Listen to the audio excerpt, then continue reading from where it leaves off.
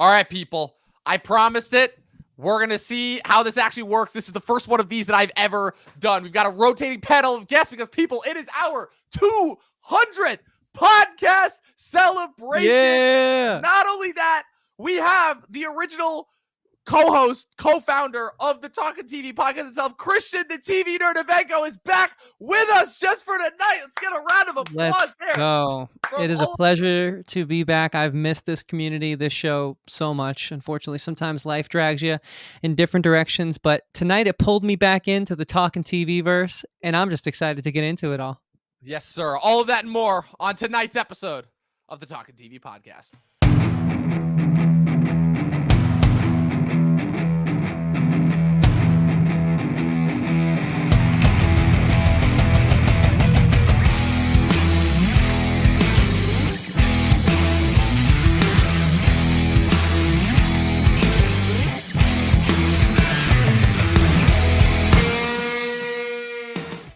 What is going on, everybody? Welcome back to a very special episode of the Talking TV podcast. I know we just podcasted 2 days ago about Martin Scorsese, but this is a special one. I had talked this out with Chris about a month ago. I'll say that I'm like, we had to do something special.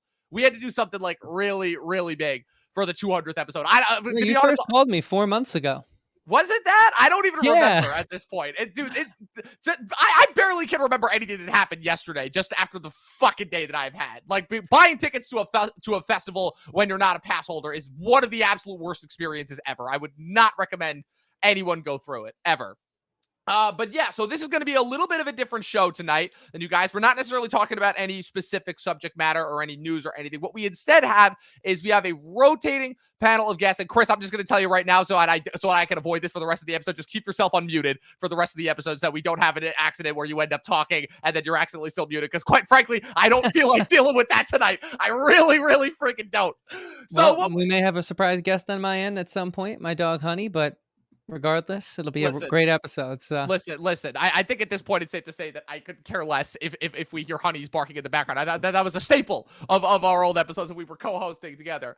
So what we have tonight is we have something that's going to be a little different. It is a format. I have gone over it with everyone. Fingers crossed that people stick to their time. What we have is what I like to call a rotating panel of guests, where we are going to have one of my co-hosts from the last year each come on for a 10-minute incremental slot, as I have allotted to them. You're going to see a lot of people on here from the Talking TV canon. It's hard to believe that we've been podcasting for so long that we've got this amount of guests built up. We've got Kristen and Mac from M&K Movie Reviews, Unyolo Movie Blogs, Luk Reviews, and a couple of the other guys that I've managed to pull in. My guys that I pulled it off the street, Eli Holicky, Nathaniel Ahart, Dustin the Duster Mason. All of these guys will be premiering tonight. But first and foremost, I just had to catch up with my old co-host, the guy who we started it with. Man, Chris, when we started this thing back in 2019, when you approached me as an idea to revamp our old podcast, and my first thought was, oh man, are we going to try this again? Are we seriously are we going to try this again after how it went the last time? And you talked me into it. And now here we are. The only thing that I got to say is, man, I mean, yeah, I've had a lot of fun, obviously, doing this, with our amazing batch of co-hosts for this past year, but man, it is not been the same without you, man. It really, really hasn't. So inform the Talking TV audience. Where have you been? What have you been up to, man? Well, first of all, it's amazing to be back. I want to thank you, Dom, for keeping this show alive throughout the. When was the last episode I was on? Yeah, I believe it was the top 10 TV shows of last year, back in January. I believe what that was number? The last episode you were on.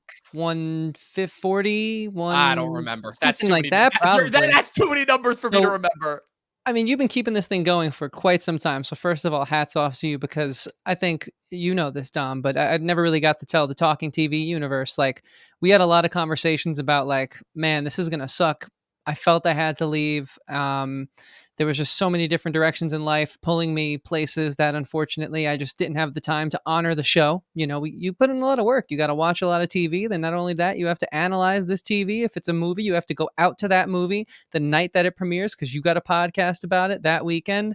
And listen, when I had time for it, it was the greatest, and I mean the greatest creative endeavor I had. And it was so much fun.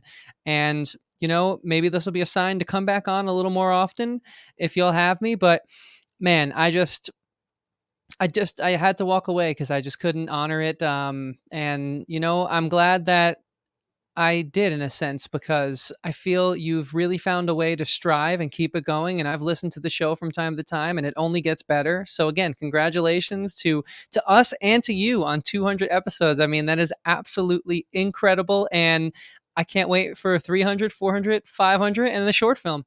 Oh man, so that's right. We're still doing the short film. Um, We are still doing the short film. Yeah, it's been quite a journey. It really has. Like I said, it hasn't been the same without you. It's been a lot. There were times when I wasn't sure if I was going to be able to keep it going. There were times when I thought for sure, yeah, this is this is I don't know if I'm going to be able to do it without you, but it sucks that you weren't able to make it in, but at the very least you did when you did. And without further ado, we've already got people popping into the lobby. So without further ado, people, our first guest of the night, I believe that his debut appearance was back in November of 2021 for the unfortunate Wheel of Time premiere.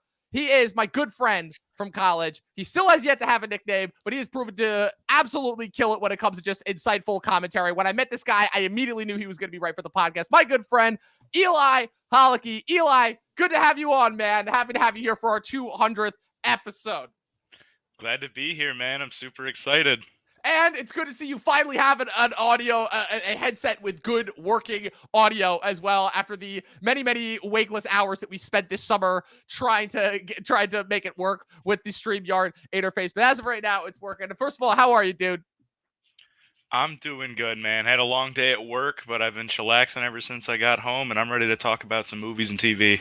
Yes, I absolutely feel that. So, Eli, I believe that the first time I had you on the podcast was back in November of 2021 for the infamous Wheel of Time season premiere. Just walk me through your thoughts on that when I asked you to come on the podcast. Like, did you think you could do it? In terms of like how you would say that it's helped like just your growth in terms of being a creative. I know that we've worked a lot behind the scenes as well on a lot of your your fantasy scripts and story ideas as well. We obviously bonded over a mutual love of Better Call Saul and Barry when that was on. 2022, just the absolute killer year of TV that it was. So just walk me through all of your thoughts there. Oh, yeah. I mean, Wheel of Time. I read, so for those who don't know, the Wheel of Time is Amazon's next big IP, I guess, trying to make a fantasy push, I would say, with Lord of the Rings, trying to simultaneously release this show and the Rings of Power. Both are not doing too great. I would say the Wheel of Time definitely is still miles better than anything to do with the Rings of Power, but the Wheel of Time is based on a book series. It's 14 1,000-page novels with a 500-page prequel written by two different authors. One, Robert Jordan, who wrote the first 11 books and the prequel, and then he ended up passing away while he was working on the 12th, which was picked up by a guy named Brandon Sanderson, who I'm sure people will hear about more in the next few years once his stuff starts getting adapted into movies and TV. But it's a phenomenal story about it starts out as a very classic fantasy tropey kind of series where it's just about a farm boy who finds out eventually he's the chosen one and he's got to save the world, or he'll end up destroying the world or dying, and prophecies and all that generic stuff. But it quickly is like it really becomes a very complex story as it progresses, and it's just honestly one of my favorite stories of all time. So when I heard that Amazon was adapting it, I knew I'd be super pumped to talk about it, whether the show was good or not, just to see what kinds of things they might change around. So yeah, I mean, it was really cool experience, and I've been kind of looking ahead as to what the fantasy genre kind of has to bring to movie and TV in the next few years. And some things I'm pretty excited about, some not so much, but I think it's going to be very interesting to follow. And I think we could see a very big push in that medium in the next few years to come. Absolutely, yeah, Eli, you've been pretty much like keeping me informed as far as like the fantasy ideas in order to keep track of as far as the adaptations. I finally started reading the Mistborn trilogy, which is the first of a massive cosmere, a cinematic universe, if you will, of fantasy novels. Yeah, Chris, just to give you an idea, like basically, once the cosmere starts getting adapted, this is going to put the MCU to complete shame. Just complete Cosmere. shame. Is that a unique word? to that universe? Or Eli, if you would please that's a explain. nice word. It's the name of like a universe. So this guy, he's like his name is Brandon Sanderson. He's on track, I think, to be the highest selling author like ever, like even ahead of Stephen King. This dude churns out, I think, 4 to 5 books a year for the last like decade or more. He's just an absolute machine, and he's got, I think, 8 different like worlds with interlocking stories and characters that pop over from each like world, and he's like kind of building towards like a connected like universe, and each world kind of has their own like magic and technology and things that has like an actual canonical like explanation behind them. It's not just like something random he wanted to do. It actually all kind of has like a hidden meaning behind everything. But in each of these stories there's a few recurring characters, and so it's all kind of connected. And it's I think there's 36 or so books in the Cosmere currently out. He's got like a 30-year timeline to finish them up, and and there's talks of starting to adapt his earliest works into movies and TV. And he is a big fan of films, and he's actually writing the script for his first ever book to be adapted to screenplay himself, just so he can do it justice. So it's gonna be some exciting Okay. stuff. Yeah. I have heard of this guy, actually, looking up so a quick Google. Now, how deep into him are you, Eli, before I ask you my second question? I mean, there's subreddits literally dedicated to this guy's like every waking moment on the internet. I would say I'm more of a casual fan. I definitely haven't read all of his works in the Cosmere. And he has a lot of works outside of that. He writes children's books too and things like that. But I know I've read at least like the main books of his ongoing series at the moment, and I have a pretty good idea of what's to be expected should this end up being adapted one day. And I think it has a lot of potential. I think actually some of his books are some of the probably the greatest things I've ever read. And I would say even definitely stories that I think deserve to be shown to a wider audience. And is the bar of quality there? I can imagine that it is hard to be as prolific as he is and keep the bar of quality up throughout the entirety of his Cosmere run. I mean, that is no tall, Yeah, short yeah, task. definitely.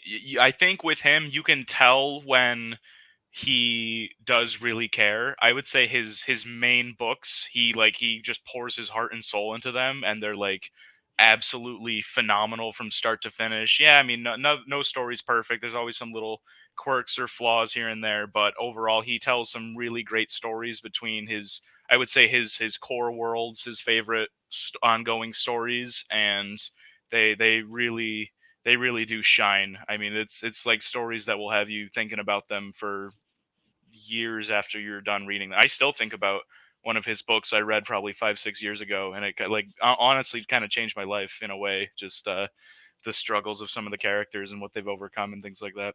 Very So inspiring. where would you start if you Where would were I someone start? like me who's just hearing about how awesome this Cosmere sounds, and Dom has apparently read some and is enjoying it, Dom? I've read some. I think is being generous. I am barely, I am barely a third into the first Mistborn novel. That is being generous to say the Yeah. least. No, but Fair enough. Miss Bourne is one of the series inside this world, and that's what I would say is a great starting place.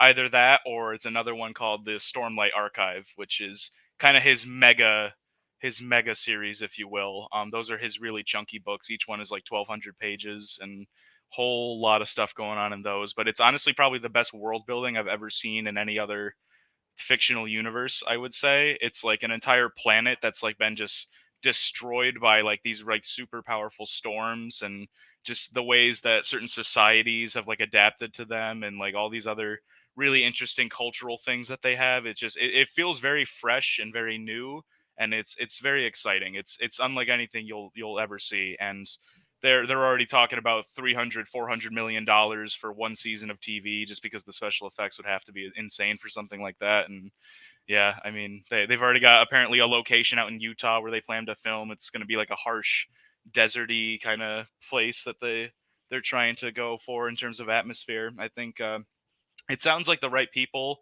are behind the early stages of getting these things made. So I'm very excited to see where it goes. I'm hooked. You've sold me at least to maybe check out a book and see if it's worth, or if it Yeah, speaks to me man. in the way it does to you. I always recommend at least one book. If it isn't for you, it isn't for you. But always recommend at least one, and then see how you feel with it. Yeah, and especially considering that fantasy has just been having such a massive upheaval between everything that Amazon's been doing, quality notwithstanding, but at the very least with everything Amazon's been doing, Netflix with the Arcane show. I know that's more steampunk a little bit. Obviously, HBO making a big stink with the Game of Thrones prequel and everything. I think it's safe to say that as far as the future of big budget franchises go, fantasy definitely is the way to go. For certain. But Eli, you've also been on a bunch of TV shows. I feel like you're talking about Better Call Saul and Barry season 3, and then also talking about Barry and Succession earlier this year when those two shows both wrapped up. That's just definitely been a highlight. So do you have like any other I know I've been bugging the hell out of you to finally get started with Ted Lasso. Do you have any other do you have any other TV shows that you may be looking forward to? Any other TV shows that you may be like anticipating for the rest of the year, especially obviously because of the strike? There's been a lot of stuff that's been delayed, but hey, we finally have a release date for Invincible season 2, so that's something at least to look forward to. I was actually gonna say Invincible just because I've been waiting on that for so long. I think that's very interesting. I think it's gonna be coming out in a unique place where like everyone is just so kind of done with superheroes, but this is like I'd say like this and The Boys are like kind of where they're like deconstructing the whole superhero tropes and everything. I think are able to give it some fresh perspectives on the genre versus just oh, another guy gonna destroy the world. Okay, we'll have a few superheroes team up and go beat his ass, and then yeah, it's the same thing in the next movie or the next TV show, and so it can get boring. But I think Invincible, I don't know really what I know. It's based on a comic book series. I've never looked into it, but apparently the pretty fans good. of it I've read it. online have you really? So okay, yeah, I'm excited to see where the show goes. I have a feeling that it's not just gonna devolve into some generic superhero mumbo jumbo like we've been seeing. So yeah. It'll keep you on your toes. Yeah, I'm sure it does. I mean, it's from the creator of The Walking Dead, but hey, at the very least, I mean, he did just finally end the Walking Dead comic book run, right? But just in time for Daryl, right? No, not just Daryl, for Daryl, for Negan, and I think Carol's getting a spinoff too. Oh, fantastic. I love nothing more, Eli, just so you know, than episodes of walking through the same swamp in Georgia over and over again, having meaningless conversations. In fact, with my limited free time, I live for it. Chris, I find the time to watch Walking Dead season 4 over and over again, just because I love it that much. Chris, I told you this, right? I called this a year ago when we went to House of the Dragon premiered. I'm like, the franchising has come to TV. Yeah, no, for better, sure. for better, for worse, Better Call Saul and the success of that, I called it. I'm like, yeah, let's House of the Dragon.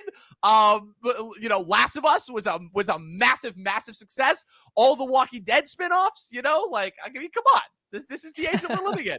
It's infected our TV now. So yeah, but I'm hoping that we get a couple new things. Winning Time, the Lakers show was just canceled because apparently that didn't get enough views, and apparently the executive producer prepped the showrunner to have an alternate ending shot for the post-credit scene in case the show got canceled, because they were pretty much expecting it to get canceled, even though they had already shot everything.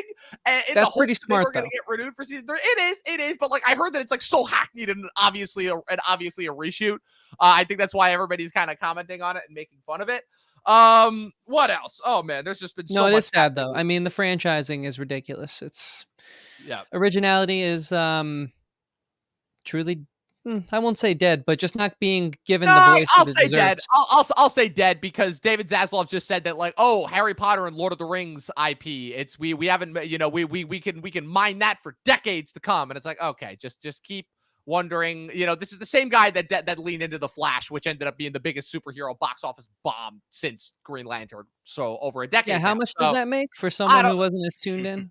To 200 million, maybe not even, on like a 350 or almost $500 million budget. It was bad. Oh, it was awful. Oh, man. What? Now you're making me, I gotta go look this up now because this was embarrassing. And the worst part is I don't even think the movie was that awful. Yeah. Okay. So 200 million on a 268.5 million, but sorry. I thought you were going to say it made 6 million on a $200 to $220 million budget, but we all know the rules. A movie has to make at least double its budget in order to in this case, triple its budget, because you don't account for the advertising cost that gets thrown in there in Yeah, I order to thought make you were going to say money. 6, and they probably expected $1 billion, and then that's why they fell short, right? That's what I thought you were going to. I thought I was going to say too. I disappointed myself there. But, and the worst, like I said, the worst part is that as far as even like the generic superhero movies go, because like I said, we've only had a whopping 2 great superhero movies this year out of the 8 that we've already gotten. It really wasn't that awful. You know, I mean, it wasn't better than Blue Beetle or Guardians 3 or Across the Spider-Verse, but like it was good. It was like the most competent DC movie that I'd seen in a while, which is more than I can say for the last couple, you know? I mean, yeah. But listen, enough has already been said on DC. We just have one more movie to get through, and then they're over with and done until Gunn reboots them fully in 2 years. So there's that.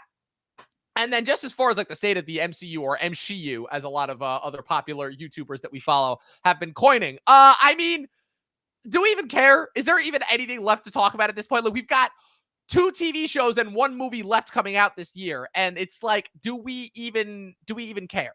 You know? Well, for someone who stepped away from the show, as I told you, because of how rigorous my life couldn't keep up with watching things, I kind of realized that, like, even though I found an appreciation for Marvel, that was one of the things where keeping up to date with it now feels like homework, and I just don't make time for it. It's nothing seems to really interest me, so I'm not going to watch it. And to be honest with you, I kind of feel like looking back on the show, like I learned a lot about film, got a great film education studying Marvel, dissecting that formula. But like there was the fun watches, like Ted Lasso season 1, and then there was like the homework watches, Dom. And I don't know if you feel Yeah. that way, but Oh, I absolutely felt that way. I 110% felt that way, especially because it felt like after a certain point, and I've told you this multiple times, after a certain point, I just felt bad because I felt like I was forcing you to watch a bunch of stuff that you just didn't like or care about, you know? And I legitimately felt awful. I really did, because I'm like, I yeah, I don't know. want you to be having to sit through all the, and it wasn't just TV, it was movies. Oh my God, dude. I go back and listen to our top 10 worst of 2021 episode over and over and over again because of how much it makes me laugh, but also just because that was like the one good thing that we could get out of 2021, you know? But it was just, I still. That wasn't the reason I left, but it certainly was a byproduct of what we were given that year. Yes, exactly. And like 2021 already gave us nothing to work with. But listen, every time you say that you got older watching old, I like almost piss myself laughing. It's fantastic. That's one of the best bits. Eli, we got a couple of other guests that are about to hop on, so we are unfortunately going to have to binge you. But before we get out of here, what is a fond memory that you have of your time so far on Talking TV? Oh man, that's a good question. It's a fond memory. Be honest, it was when we shat all over Lord of the Rings. That was pretty fun. I mean, you could give me 3 hours, and I don't think I could get through everything I would want to say about that show. That was a nightmare. I literally couldn't even make it through the second episode. I was so just flabbergasted. And yeah, I mean, I really enjoyed talking about Better Call Saul and the evolution of the Breaking Bad universe. And I think just like how that's like almost like 13 seasons of just like sheer perfection in the form of TV. And I think lastly, I really enjoy your Tom Cruise rants. I think are another Oh man, fun memory I have of oh this. man. Oh man. Oh, and there are so many more to come. There are so many more to come, especially if he keeps Oh, I'm sure there are. Especially if he keeps making these freaking Mission Impossible movies. Well, Eli, before you get out of here, as always, plug yourself in. Where can the good people follow you on the interwebs? Hey, if you guys want to give me a follow, I have an Instagram, and that's basically it. The handle is E_Holicky, like it's spelled on the screen, 45. That was my number my senior year of soccer in high school. That's E_Holicky 45. Shoot me a DM. I've had 2 people do it before. Really enjoy talking about movies and TV with y'all. And yeah, that's pretty much it. Planning on starting a podcast channel at some point. We're gonna see how that goes, but yeah. So listen, Eli, you like I said, you're my brother for life in more ways than one. I'm so appreciative, obviously, of the fact that you've been able to hop on and help us on. You will be on for future episodes, obviously, but for right now, we unfortunately have to move on to the next guest, who is the one, the only. Good seeing you, Eli. I'm doing these transitions the best I can, man. We got a lot of people that we still got to get through, but No, it's all good. The one, the only. Straight from Latvia, waking up just to hop on for the 200th episode. It is Kenneth Brought a Spot. Luke, of Latvia, Luk Reviews. Luke the man. What is up, man? So happy to have you on. Glad you were able to make it. I know I remember that when we were talking about this originally, you were worried that you weren't going to be able to make it, and then I told you that I'm like, dude, I have a bunch of other people that I have on. You're only going to be on for like 10 minutes at a time, and you were like, oh, so I'm going to be like Gary Oldman in Oppenheimer. I'm going to come in, I'm going to do my time, and then I'm going to hop out. And I'm like, oh, more like Kenneth Branagh. You're going to have about like a little bit more screen time than he did, but man, Luke, you have been there. I'm pretty sure you hold the record right now for the most amount of guest podcasting spots right now. Well, we got to count that. Maybe I'll pass Chris soon for most co-hosts. It'd be an honor. I mean, Luke, you've been holding it down, man. I've loved every episode that I've tuned into when it's you and Dom just ranting about something that, of course, I haven't watched, but it's still entertaining as hell just to listen to you guys sit back and do your thing. And it's great to see you, man. It's been forever. I hope that things have been good. They have been, and I was just watching the show earlier, and happened to find this book that I also have. Oh, look at that! Look at that! And the second one is better. Wow. So I definitely have to give this guy a chance now. It's like right? you got two people's opinions who I really respect. Back to back in a row that have been backing up Brandon Sanderson. Damn. That's crazy. I'll read one if you read one. We'll hold each other accountable. Oh, okay. Then I'll have to. I'm late to the party. Someone make me a recommendation of where to start, and I'll dive in. That's all I need. Mistborn, the first Mistborn, easily. Yes. Okay. Yes. Unless you want to start with 1,000-page plus. Yeah. Stormlight. Well, Luke, last we spoke, you were doing school. You've been working hard at that. Like, how's life been? I'm sure Dom knows, but I haven't seen you in forever. I am still working at that. I'm in my final year of my bachelor's, so we will somehow write some kind of thesis. I have no idea on what or how I'm going to do that, but I will because I always get it done. But it's been good. Otherwise, just keep going at it. And then Dom occasionally writes me, "Hey, can you hop on this episode?" The more things change, the more they stay the same. Absolutely. But it's been all quiet on the Western Front in episodes recently because of the strike. And then Dune got moved, which I was supposed to be on. So don't worry, Luke. We're going to have you on for another episode. Trust me, that broke my heart more than it did yours because I was so looking forward to being able to talk to you about the sandworms. Sandworms aren't even the best part. That's what I thought before I read the book. And then it's like, oh, it's like Hitler and stuff. But oh my God, nothing changed. Luke, I want you to think back because I'm literally even having a hard time remembering it. That's how much stuff it's been. When was the first time you actually came on the podcast? I believe it was the Inception watch along in the summer of 2020. Oh shit. That's what it was. Was it really? I feel like it has to be earlier than that, but that was pretty early. I was lurking in the chat. That was one of the first couple ones we did, at least for our channel. Because I remember you hopped on Elliot's for a couple, and I think that was like one of the first couple that we did on the channel. That's true, because Luke, you were one of the first like truly supportive people we had here on YouTube. You were at like every live stream, you watched every video, and then turns out you were an even greater guest than you were a supporter. And we had a blast on that Inception. That's when I realized I don't really like the movie that much, and I still don't necessarily care for it. I respect the craft, of course, but go watch that if you want the full in-person reaction. But wow, that's a long time. What is the date on that? Do we know? Oh God, don't even ask me. It's sometime back in the dark ages. I think it's July-ish 2020. That would make sense actually, because I know I actually it was because it was for its 10-year anniversary. Okay, there you go. Wow. Yep.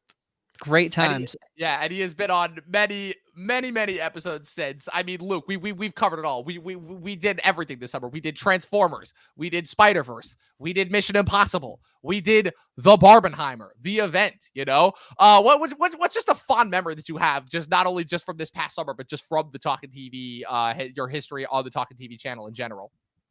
I think there's two that really stick out. One being, of course, the Star Wars read, which was because I haven't seen something like that on YouTube, and to be a part of that was really fun. But the other one has to be the Michael Bay episode, because I think there's very few people who understand the quality that is Michael Bay. You need a certain taste for it, and me and Dom are a few who do. Oh, it's so funny because I was literally re-listening to that episode like about a couple months ago, and your bits on that episode are possibly like you've become known for your dry wit and just incredible sense of humor that you've developed over the course of your time on this podcast, but I think that was like really where it started to solidify, was in that episode. I still think that your bits on Dark of the Moon, they still make me laugh to this day, you know? And just as far as they continued with the Transformers thing, when we were talking about Transformers over the summer, and your bit when you were like, I had no familiarity of I never heard of a Cheetor or an Air Razor. And it's like, you couldn't be more creative with the names. And that's every time I just need a good laugh, I always turn that on because it's just great. Yeah, and as far as the Duel of the Fates script read, Chris, this is actually really depressing. I went into my Google Drive the other day, and unfortunately the file is no longer there. The script, I believe, has been removed from the internet at large. But if for anybody who wants to go and see Star Wars in somewhat of a better format than what we got, go look on the channel. I'll make sure I link it in the video, because you're right. I still think that of all the crazy creative endeavors that we did in 2020, that was definitely the most unique. And unlike that was a pandemic project. That was indeed a pandemic. That only could have happened during the pandemic. And let me just tell you, say what you will about Disney Star Wars, that script reads better than anything we've gotten. Oh, easily. So go check that out, guys. I will. Sorry, Luke. I just have to say this real quick. I will shamelessly say that if there's anything that I look back on, and I'm so glad you brought that up, Luke, as the crowning achievement of this podcast, it's that live script read.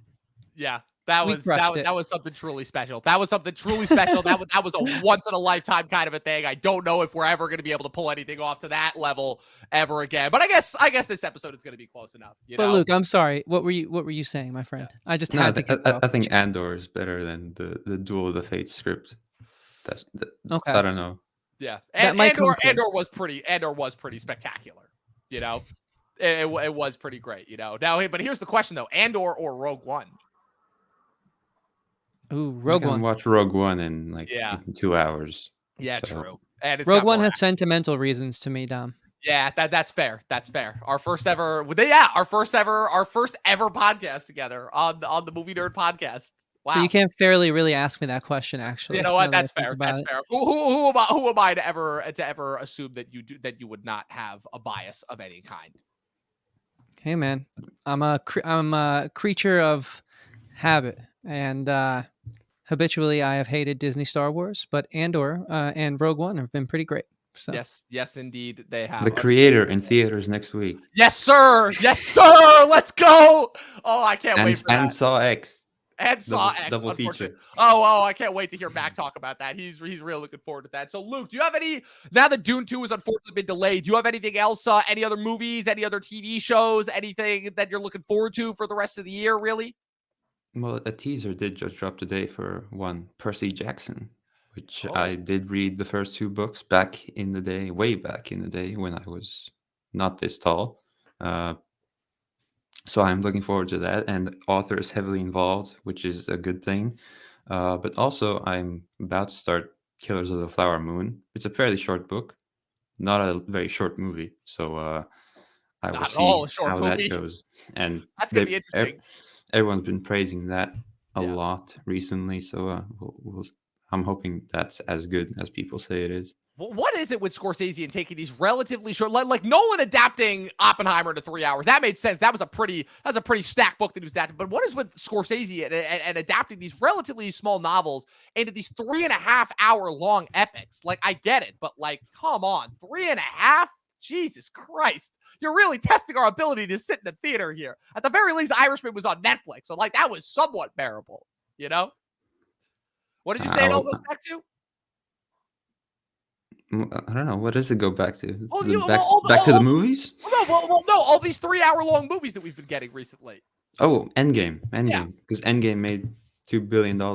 And I was like, ooh, 3 hours. Yeah, and now it's made it to okay, we're gonna get a John Wick movie that's 3 hours long, and we're gonna the Transformers movie that was 3 hours long. The studios always learn the wrong lesson every time. They did not realize it costs more money to produce. Movies are good. I'm wondering the longer the movie, the more it costs to make. So you better clear that overhead, as we spoke about with the Flash.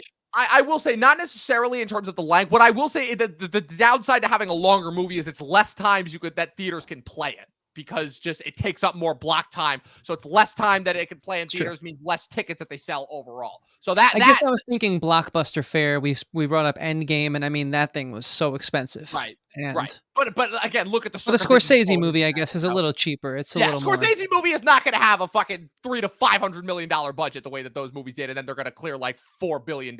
You know, it's not like, and thankfully, not every 3-hour long movie is Avengers Endgame or Avatar: The Way of Water or the first Avatar.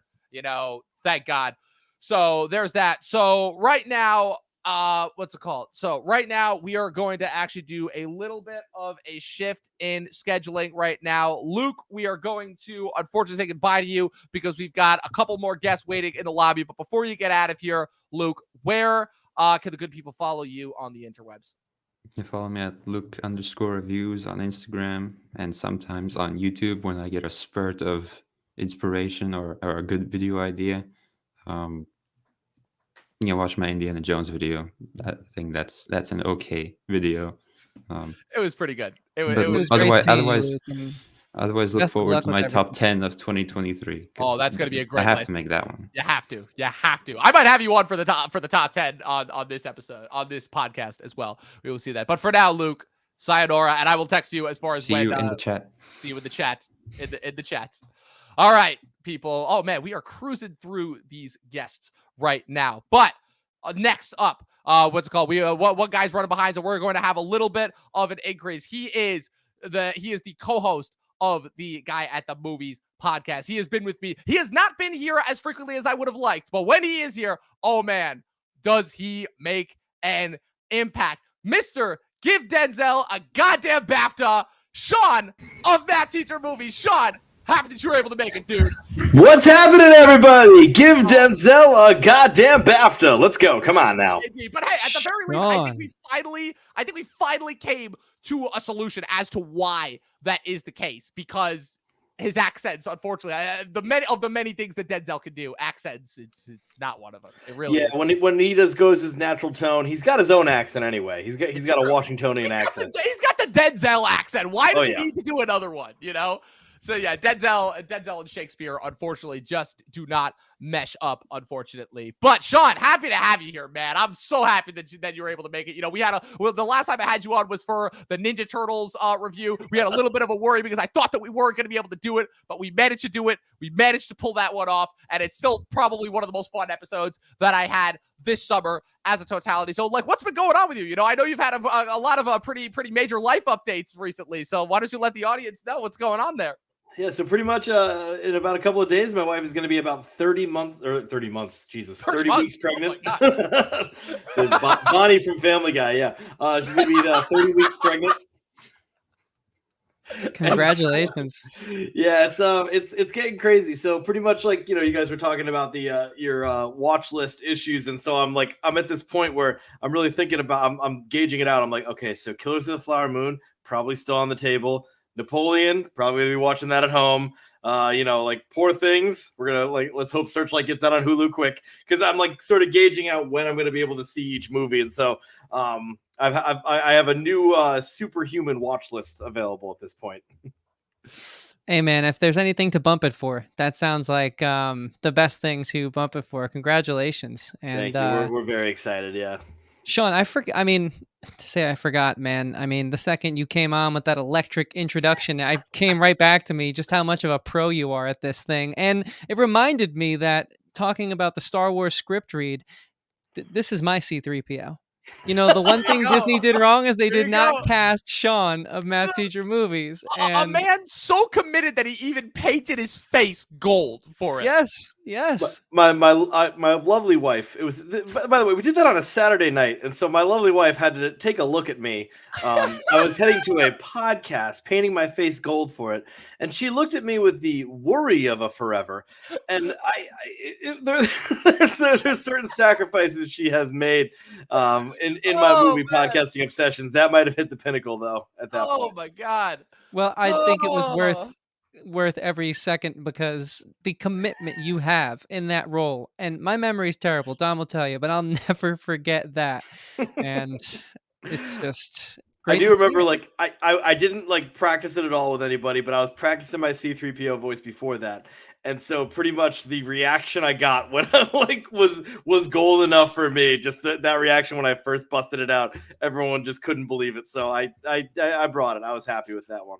Yeah, you I'll brought pat your A myself on the game. back. You brought your A game just like you bring your A game every single time. Like Sean, man, it's like obviously again, massive congratulations to having a kid. That's awesome. But man, it's just I wish I could have you on for more because you're one of the few people who can actually match me in terms of energy. Do you know how rare that is? Do you know how difficult it is? Chris has been putting up with my bullshit for literally almost 10 years now, and I know that he obviously says that he can handle it, but I feel bad sometimes because I know we know, there's only very few people who can handle our kind of energy. So I've talked about this with Joe and how we're able to handle the Dom energy, and I've realized that the best way to do it is to just have a notebook, let you go, and I'll just write down when I want to make a point, but I'll wait until you have to take that breath, which comes like every 7 to 8 minutes. You tell me that. I used to be an expert at that. I'm a little out of shape, as this podcast might show you, but yes, you're 100% right. This is I'm Jodie Foster and Naiad at this point. The moments you're gonna. I'm so glad that this clip will live on the internet. Dom, you need to make this a short. God. This needs to become. Saul was actually in prison the entire time. This will be this will be the new one that takes place over the Give Denzel bathtub. Oh my God! Oh, I am no, showing make this sense to now. Professor Pat. I think he will Holy appreciate this shit. clip. But that Quite a is bit. that energy is the same thing where I'm just gonna go nuts with it, and so I just have to I have to. That's my way of hitting you back with the lightsaber swords. We're the opposite of Ahsoka and Ray Stevens, where we just circle each other, and instead of not doing anything for a while, we actually just dive right in. Actually, just dive right in and go for it, and cross swords. Yes, I love it. Sean, now here's a interesting tip. I want you to think far back. What was the first time that we actually had you on the podcast? I know it seems like I'm just setting these up as random questions, but literally, we've been podcasting for so long now that some of you, I legitimately don't remember the first time that we had most of you guys on the podcast. So when was it actually? I actually have no idea. I was trying to think about this. My most recent memory was when we did I think it had to have been about a 3-hour Best Picture draft. Oh, yes. So that could have been it. That's another no, because I remember that was not your first appearance on the show. It was one of your first. Yeah. I remember, though, that we had you on prior. Maybe I can't remember the subject. So I remember I was on with a game. It wasn't a Game of Thrones episode because you guys had your own special thing with that. Right? Yeah, it was a Game of Thrones. Something related to Game of Thrones, maybe. I can't remember now. Shoot. Yeah, I don't remember that far, but yeah, dude, that Oscars episode, yeah, I actually remember that. That was before we did our predictions draft, where obviously the Give Denzel a BAFTA made its debut. That was on when we were drafting our best and worst Best Picture winners with Brendo and the soon-to-be guest. Yeah, wow, that's crazy. I remember it got all the way to me. I was fourth for worst picture, and somehow I got Crash. I was like, how did it get to here? But bravo to everybody involved in that, because that was a hoot. I love when we just go that long, just talking and shooting the shit about Best Pictures, and that's when I realized you were you have that passion, but then there's the holy shit level of movie knowledge, which doesn't often come out of. It's true. I feel like everybody always has to get used to that a little bit. It's they're always oh yeah, Dom, he knows a lot about movies. I've run into that into quite a couple of instances in school. But then they really start to dig a little deeper. Chris, you'll have to recap the viewing audience as to when you first realized that. It's been so long, but you're a human it's a human encyclopedia for sure. It's when you're if you look like the accountant from The Untouchables, that sort of encyclopedia makes sense. But with you, all of a sudden, you're just with that voice and that passion, you start listing Frank Capra movies that it doesn't really sync up. And so I was just always you're so you know what my favorite thing though? My favorite thing though, Sean, is when he will give you the bit of knowledge and then explain to you why. Oh yeah.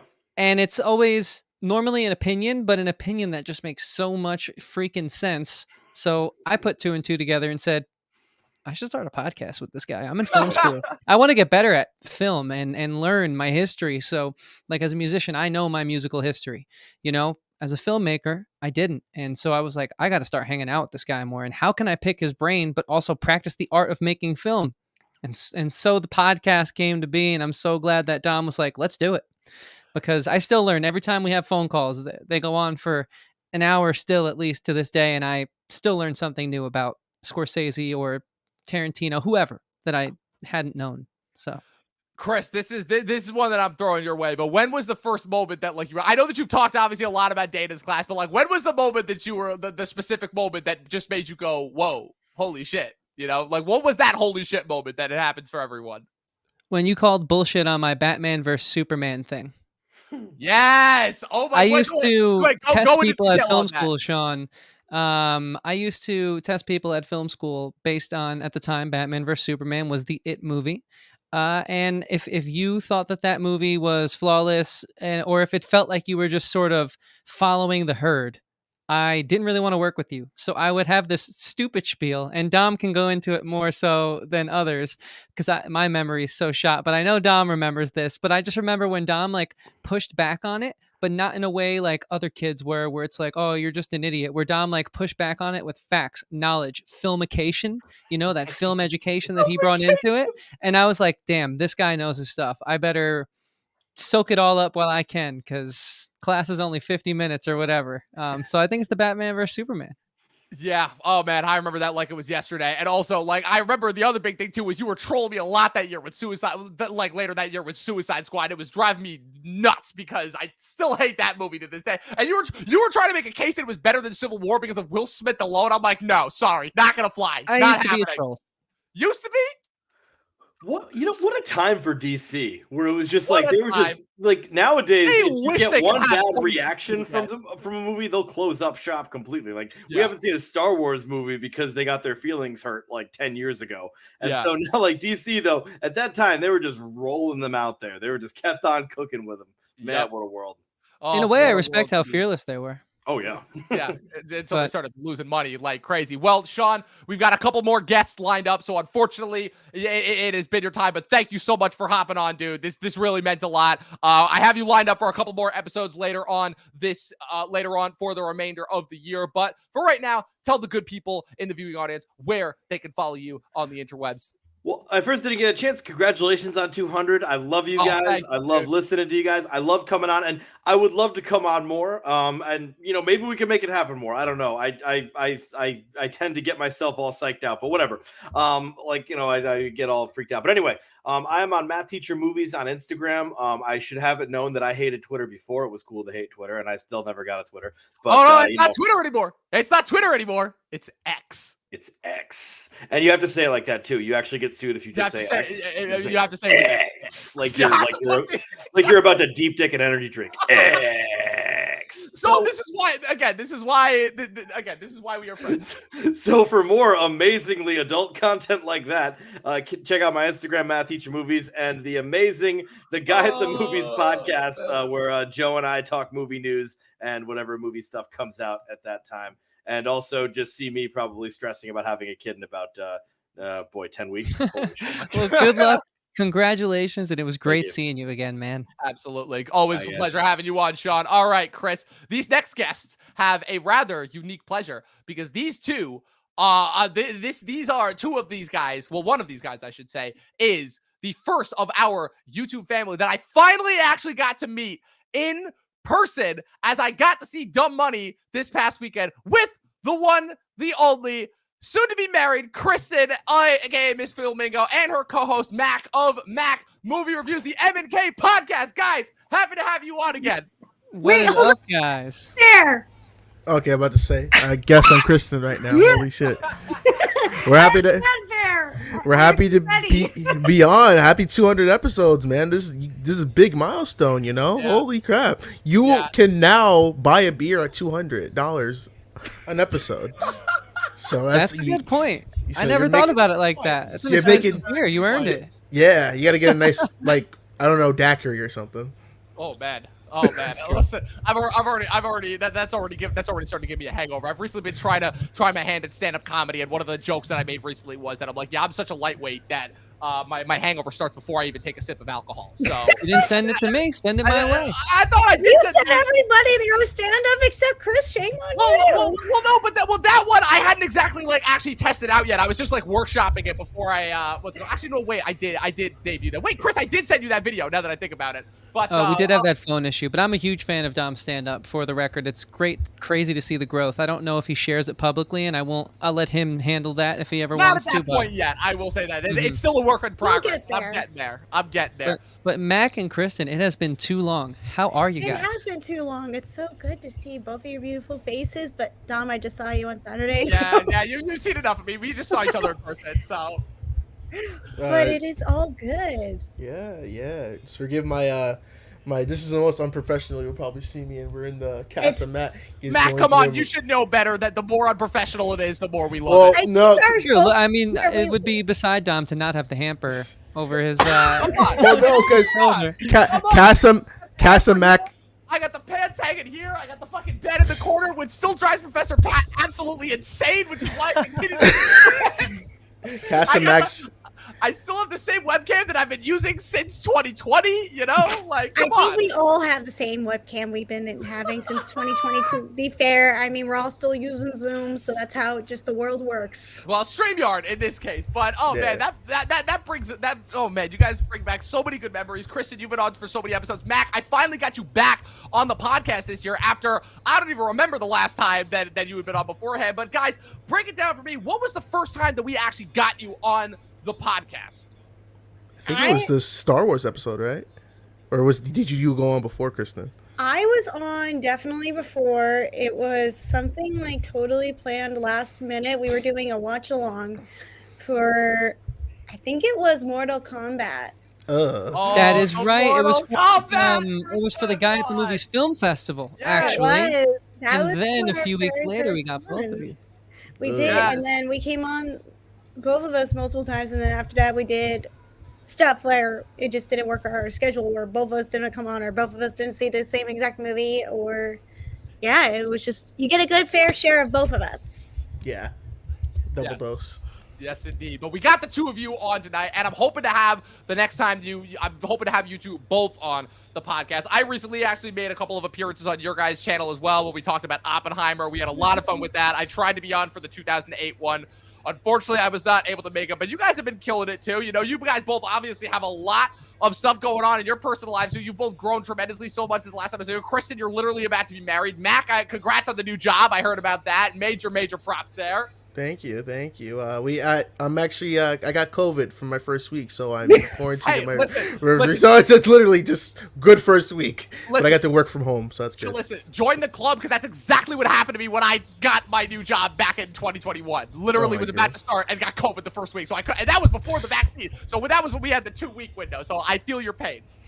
But it's good. This is a remote job too, so I could still get paid while doing this, so it's fine. But thank you. It's just we love it. We love the energy you bring, and I am excited to meet you, Dom, for Kristen's wedding. I already told. I have my mom's list or whatever. I told hey mom, there's gonna be one of my friends there. His name's Dom. He's very excitable. He's very excitable. And once he gets talking, he just it goes and goes. I'm like, he's like me. And I was like, okay, I know what to do now. I know now for the wedding. I know. I just need to have a separate table just for the two of you. Because I just know there's just going to be a film corner, and it's just going to be the two of you. And then my other friends that are also film nerds as well. So shout out to all the film nerds. I just probably won't be at that table. It's going to be like an impenetrable bubble. Just like everybody's going to pass by. They're going to be vaguely aware. They're like, what are they going to go on? But every time they're going to peek inside, they're going to be too terrified by what they see, so they're going to just curiously run away. They're like, what?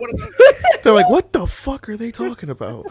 Oh my god! Like who the hell is a David Fincher or an? Here's the thing: you have to start talking about Brandon Sanderson, and then that's when my wonderful fiance Dylan. I know he's watching, but I have no idea who Brandon Sanderson is. Dylan, by the way, who I finally met for the first time after hearing about him for literally years. Once you mention that, he'll just enter in the chat with a swarm of other men who adore that man as well. And just as long as you mention Miss Bourne, then you're good. Got it, Miss Bourne. Who is Brendan Sanderson? Oh man, Mac, I'll text you the link to this podcast and I'll give you some timestamps. You want to start about 1:10 minutes in and go till about 1:18 minutes. Okay. That'll be about what you need. He's an author. Apparently, he has a universe with 39 books. Somehow, like the world's like that. In counting. He pumps out 5 books a year. Apparently, they Secret very projects. rarely suck. What is this? Projects and what is this? The everything. author of Five Nights at Freddy makes a new book every other week. What the hell? He's pretty much. I consider him the modern Drake. He hasn't gotten caught for having ghostwriters yet, but he will one day. Because I don't know you can pump out that much content. And Hey, that's an insult to the ghost writers. Come on. Firing shots out right now, but what's it called? Oh man, Mac, I just wanted to throw this your way. So obviously we talked about this a couple minutes ago, but your favorite, your most anticipated movie of the year. Your most anticipated movie of the year, Saw X. It's finally coming out. Yeah, let's go. Listen. Saw. Listen, the universe of Saw. First of all, when the hell did this movie take place? You're telling me that Jigsaw in 2017 came out and it was like the prequel before even the first movie. But you're telling me that Saw X is gonna be like a split between Jigsaw and the first Saw movie because Shawnee Smith is back as Amanda. So it's like. What? And no offense, Kristen, I fucking hated Spiral. Spiral was so bad. Spiral was my worst movie in 2021. Like, I like Chris Rock, but like him as a series, he's like, oh no, this case isn't crack-a-lacking. This isn't good or anything. I'm like, oh my god, but no, Saw X. To come out as a zebra at one Yes, point. yes. But I'm so excited for Saw X, and the fact that it's opening the same day as Paw Patrol, I'm really tempted to do a double feature of Paw Patrol. Like, damn, who's gonna do the Saw Patrol? Make that the next big double feature after Barbenheimer. Do the Saw Patrol. You forget Garth Edwards' creator. You just go see Saw Patrol, and then creator's just gonna come out number 3 at the box office. Oh my god! Can I give a special shout out to a movie I watched last night on a special? It's like The Nun 2. It's just possibly my pick for one of the worst sequels ever. Original movie. The Nun 2 sucks. Mark it down. Mac Reviews on the Talking TV 2 on the podcast says Nun 2 is terrible. The first one is not even that good. And special shout out to Warner Brothers for not paying the actress who plays the nun because apparently she says she ain't getting all her money. So yeah, that's just regular Warner Brothers activities. Yeah, sounds like Warner Brothers. I'm actually really excited to see that movie. Oh man! Are you? The Nun 2, only for the sheer joke factor of it all. Okay. The first one I remember seeing with Dom, and we didn't watch The Nun together. Oh, you're right. I saw that with our friend Johnny, our first ever guest for the podcast. Like 2018. Yeah, that's a prime Johnny movie right there. Oh, but man. even then, we realized what it was, and I can't wait to see them try to follow that up. Okay, you'll be something, all right. After watching that, that's all I can say. You will be something. Like if you know what it is, then you'll have fun with it. I was just like, wow, I'm watching like Truth or Dare levels of just mastery right now. Not Truth or Dare, not that movie. Listen, I don't care what anybody says. That movie was a fucking blast to watch in theaters. One of the biggest pieces of shit I've ever seen. That movie was a goddamn blast. Hey. Be kind to Blumhouse. They put out more hits than misses, or at least somewhat of a 50 ratio. Remember, Chris, 2 weeks apart, Fantasy Island, which is one of their worst, followed up by Invisible Man, which is one of their best. Why do you make me relive things like Island? I mean, I had to step away for reasons, and I'm not saying Fantasy Island wasn't one of them. I got you back. You didn't think I was gonna make you reminisce the bad with the good? Dude, my mom watched. Fantasy Island was a terrible movie, but probably one of the best podcasts that you and I ever did together. Easily. I'm tempted to go back and rewatch that too. My mom is a Fantasy Island watcher. She's the original one. I've never seen like soul destruction on someone's face after a movie. I'm like, no. When we watched Rob Zombie's The Monsters, I literally saw like childhood innocence died. No. No. Why would you do that? Why would you put her through that? No, she wanted to watch it too because she's like, she knows I like Rob Zombie, and I was like, let's give it a shot. And I've never seen just soul crushed. Hey, Rob Zombie's Halloween's. Rob Zombie's Halloween. No. Great. Not the Monsters. Not the Monsters. Kristen, we recently saw Dumb Money together. We did. Yes, we did. We finally actually met up in person at the AMC in Lincoln Center. Do you want to give a little prelude to the podcast of next week, which will officially be kicking off the fall movie season? Well, Dumb Money definitely deserves its attention and praise and all that good stuff. I think Dumb Money has one of the best screenplays of the entire year. I think the cast is really great. I think Paul Dano is, again, at his finest and giving one of his best. And if you want to go in for jokes and if you want to watch something that if you enjoyed like Social Network or The Big Short, then you're in for a treat.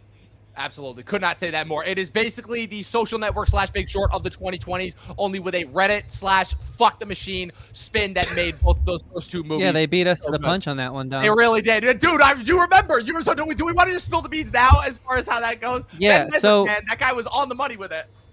Dom and I were actually, during the pandemic, if the pandemic lasted maybe like 6 more weeks, we probably would have gotten a script done about the whole Reddit Wall Street stock thing. We were adapting Ben Mesrick, right? That was his name? Yes.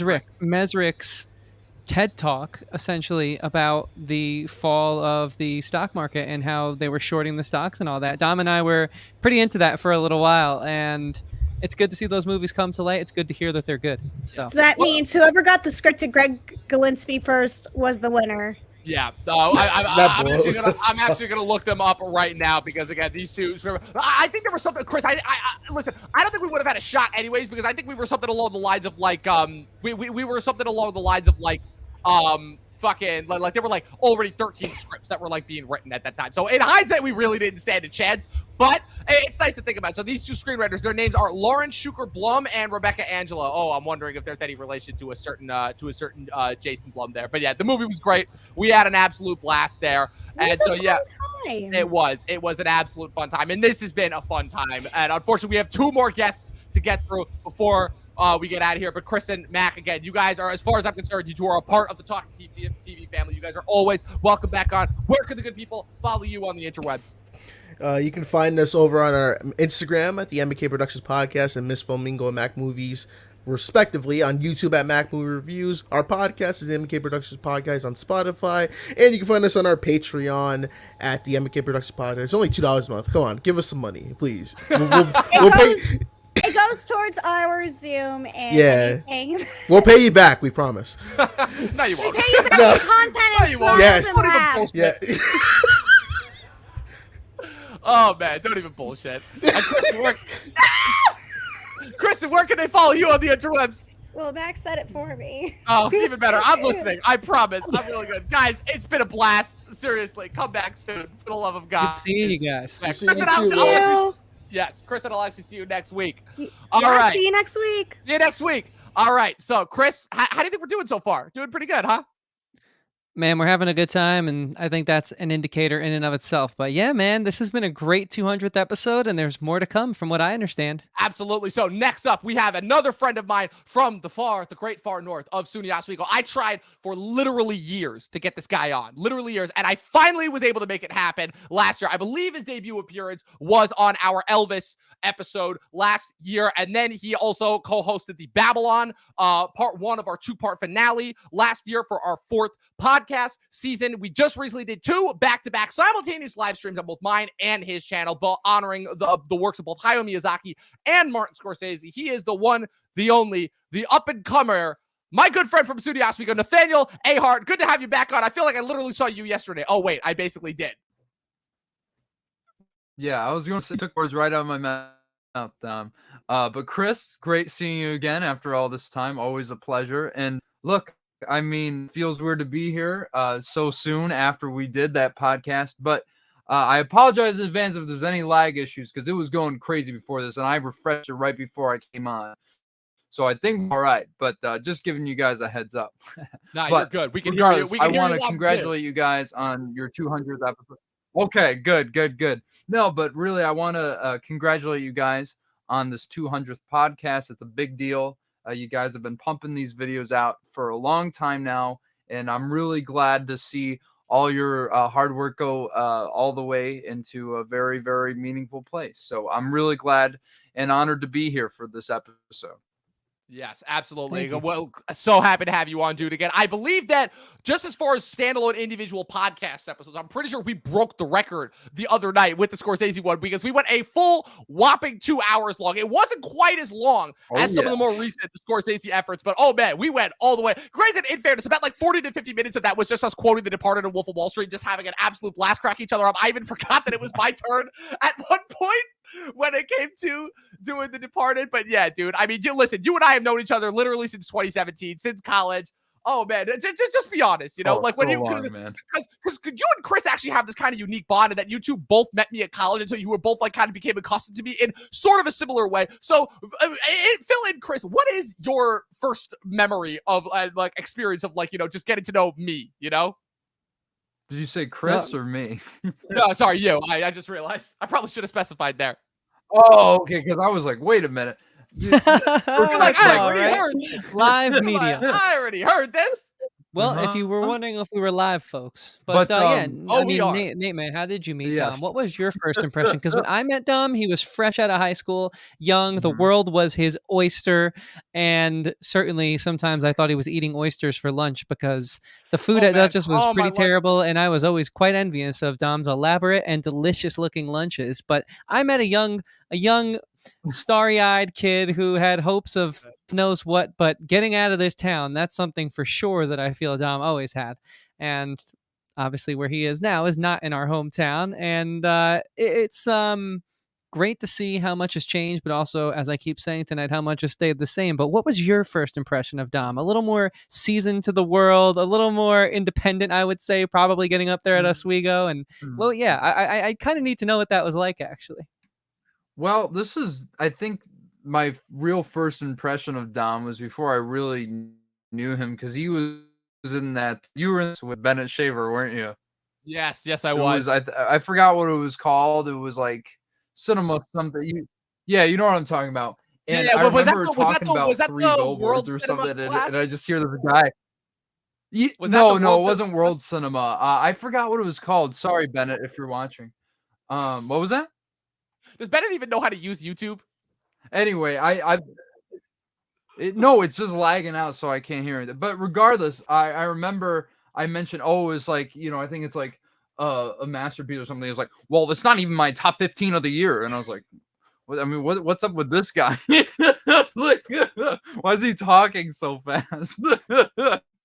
And I got to know you, and we just hit it off almost immediately. And obviously, we've seen where that road has taken us, and it's been an incredible journey, man. Oh man, no regrets, right? Absolutely no regrets. Yeah, no regrets at all, man. Oh man, many other journeys along the way. Yes, many other journeys away. Yeah, that whole narrative that we could get into. But. What's so interesting about that too is the fact that you and Chris have another thing in common, and that you both got to know me sort of because of my massive disagreements with some film professors of ours. Chris, obviously, with the semi-infamous Dana, and Nathaniel, with somebody who you had on your podcast as part of your top 100 movies of all time series. Congrats again for that as well. That was a massive undertaking, and the fact that you pulled that off with the amount of people that you did was fucking insane, to say the least. And with one Josh Adams, you know, we had many fun and often irritating conversations where Josh would say something stupid like, "Oh, he hates Marvel, but he loves everything from Star Wars." And I'm like, "Okay, Josh, like that makes no fucking sense. I'm sorry, you can't balance out those two statements right there. You still can't. I'm sorry, but yeah." And obviously, you know, you stayed at my place back in March actually of this year when you came down for as part of your job, and we actually saw John Wick Chapter 4 together. That was quite a memorable experience. You know, we spent a lot of time wandering around New York trying to find the one and only Joe's Pizza. You ended up finding it, right? Oh, of course. All right. Oh yeah. I knew where it was. It's by Union. So I was like, okay, like if I go by Union, I'm going to get myself a slice, you know. But it all worked out. You know, I went in the morning one day when you weren't there, so it was all good. Yeah, that's fair. Yeah, it all worked out. But, like I said, we had a blast. We had a great time. I'm glad to see that Dom sort of challenged the professors in the way that they deserve to upstate, same as he did downstate. That makes me happy, Dom.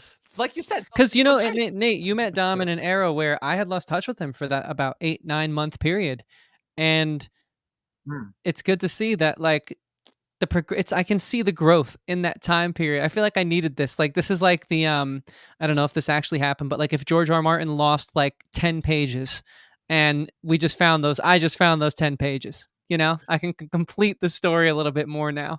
Yeah, definitely. Yeah, those 2 years that Right, I'd lived right. at Oswego, Well, and then I'm obviously glad when I could fill in the gap. Yeah, definitely. And like I said, and then I came back, you know, for another year, obviously, you know, when I was living there 2 years ago now to this day, you know, we didn't get a chance to watch a ton of movies together, but we watched a couple of memorable experiences. You know, we saw West Side Story, Steven Spielberg's West Side Story in fall of 2021, which as you all know was a very, very entertaining experience. And then obviously we watched Elvis in May of 2022, which was the first time that you actually made your debut on the podcast. Oh man, some fond memories from that one, right? Oof, that was a wild movie to say the very least. Deserved the best actor nomination. Other than that, I don't know. Not much else. Hey, at the very least, it didn't win editing. At the very least, it did do that, which is crazy to say because it was better edited than Bohemian Rhapsody. But that editing, dude, I told you, I almost had a stroke in the first 20 minutes of that movie. No. I wouldn't even say that, man.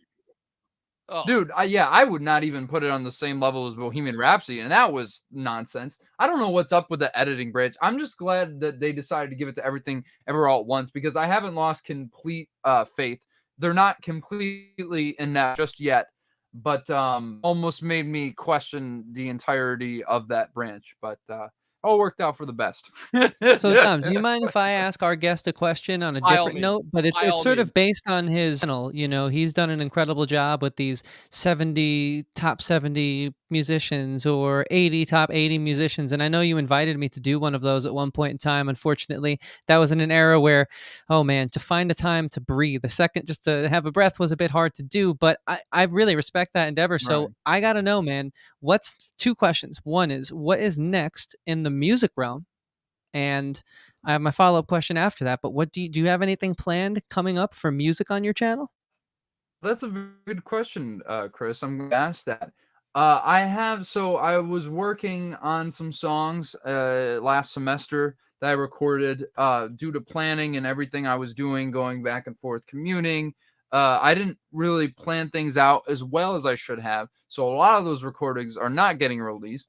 But there's one song that I am trying to get remastered and trying to get that out there soon. I don't want to put like a time limit on this. I want it to come out organically. I don't want to put any expectations out there. But yeah, I mean, I'm hoping to write some more and get some stuff in the can just to write and hopefully get some studio time in the near future and go from there, really. But I do have some plans when it comes to music from me personally, but also we might be doing another countdown sometime in the near future between me and Johnny Radio once again. I won't say what that is, but we are planning something for next year. Okay, I'll keep my eyes peeled. And the next question is, because I just saw this band and they absolutely bloomed. Are you a fan of the band Ghost? No, but I have heard of them. I would like for you to check them out and let me know what you think. I think you might enjoy them. Okay. I'll have to. Okay. Sorry, I didn't mean to interrupt you, but I was going to say that I will definitely put them on and start with their first record there. Yes. If I agree with that approach, start from the earliest and go to the most recent. But if there was ever a band to not break that rule for, it is them. So 100%, that's incredible. I can't wait for this new surprise collab. Man, I mean, your music videos are just as good as your film videos. And I just needed the Talking TV universe to know about that. I'm not sure if they do or not. So just had to get that out there. Yes, absolutely. Like I said, Nathaniel. Well, thank you, Chris. I really appreciate it. Yeah. Nathaniel, like I said. No, you go ahead, Dom. Sorry. I don't even know what now. No, you're good. Listen, it's an honor. It's a privilege. Like I said, I'm so happy. I know I've told you this before, but definitely of all the people that I've known since, not necessarily college, but since Oswego, like and I know I've told you this before, but the level of growth and maturity that I've seen from you since our Oswego days has been staggering, to say the least. You went on, you got your master's from Syracuse University. You've been crushing it out there. And like I said, I wish nothing but the best for you. And like I said, hopefully are able to have you back on. Because like I said, I think I got you more times this month than I did like your entire time on the podcast so far. So I'm really hoping to keep that train going at the very least. You know, like I said, yeah. So if you want to see Nathaniel and some more recent videos that what's it called? That that we've done on the channel. You can check out our 2-hour long. Again, I reiterate, our 2-hour long Martin Scorsese Hall of Fame, our Hayao Miyazaki Studio Ghibli Hall of Fame, some older episodes as well, our Babylon episode, our Elvis / Obi-Wan episode, his debut our Babylon episode, all of that and more. So, with all that being said, Nathaniel, before we get to our final guest of the night, where could the good people follow you on the interwebs? Well, of course, if you watched the last couple episodes on here, you could see that my channel is my name right there, Nathaniel. And as I said, a lot of movie reviews, reviewing like almost every movie I saw at TIFF. So please check that out because and obviously there's some occasional music reviews on there as well, countdowns, etc., etc. And Dom, I want to thank you for your comments. From the bottom of my heart. It really means a lot to me. And I feel the same way about you, man. And Chris, thank you again it's great to see you. And thank you guys for extending your platform to me once again. Really means a lot. And I'm excited to see where the channel goes from here. Absolutely, man. Thank you. Same for your channel. And please stay in touch, dude. It's always a pleasure. Yes, absolutely, man. Best of luck to everything you've got going on. My pleasure. All right, take care. All right, Chris, final guest of the night. This person. I mean, what more can you say about him? I don't know if I've quite coined and made the Talking TV audience understand just how important this guy is to me, because literally when I tell you, Chris, that you've often wondered how it is that I have, all the knowledge that I have. And I am not being facetious. I am not being hyperbolic when I tell you, and I tell the Talking TV audience that this guy is literally the secret to my success. He has taught me everything, pretty much almost everything that I know about movies, my thought process about movies, the way that I break down movies, the way that I think about movies, the way that I view movies, almost in like helping me develop my bullshit sensor in order to determine like the good from the bad and the false in Hollywood. I've known him longer than anybody on this podcast. We go all the way back to 3rd grade, and he made his Talking TV debut back in 2021 with my favorite movie of that year. I believe all 3 of our favorite movies of that year, The Suicide Squad, James Gunn's The Suicide Squad. Dustin,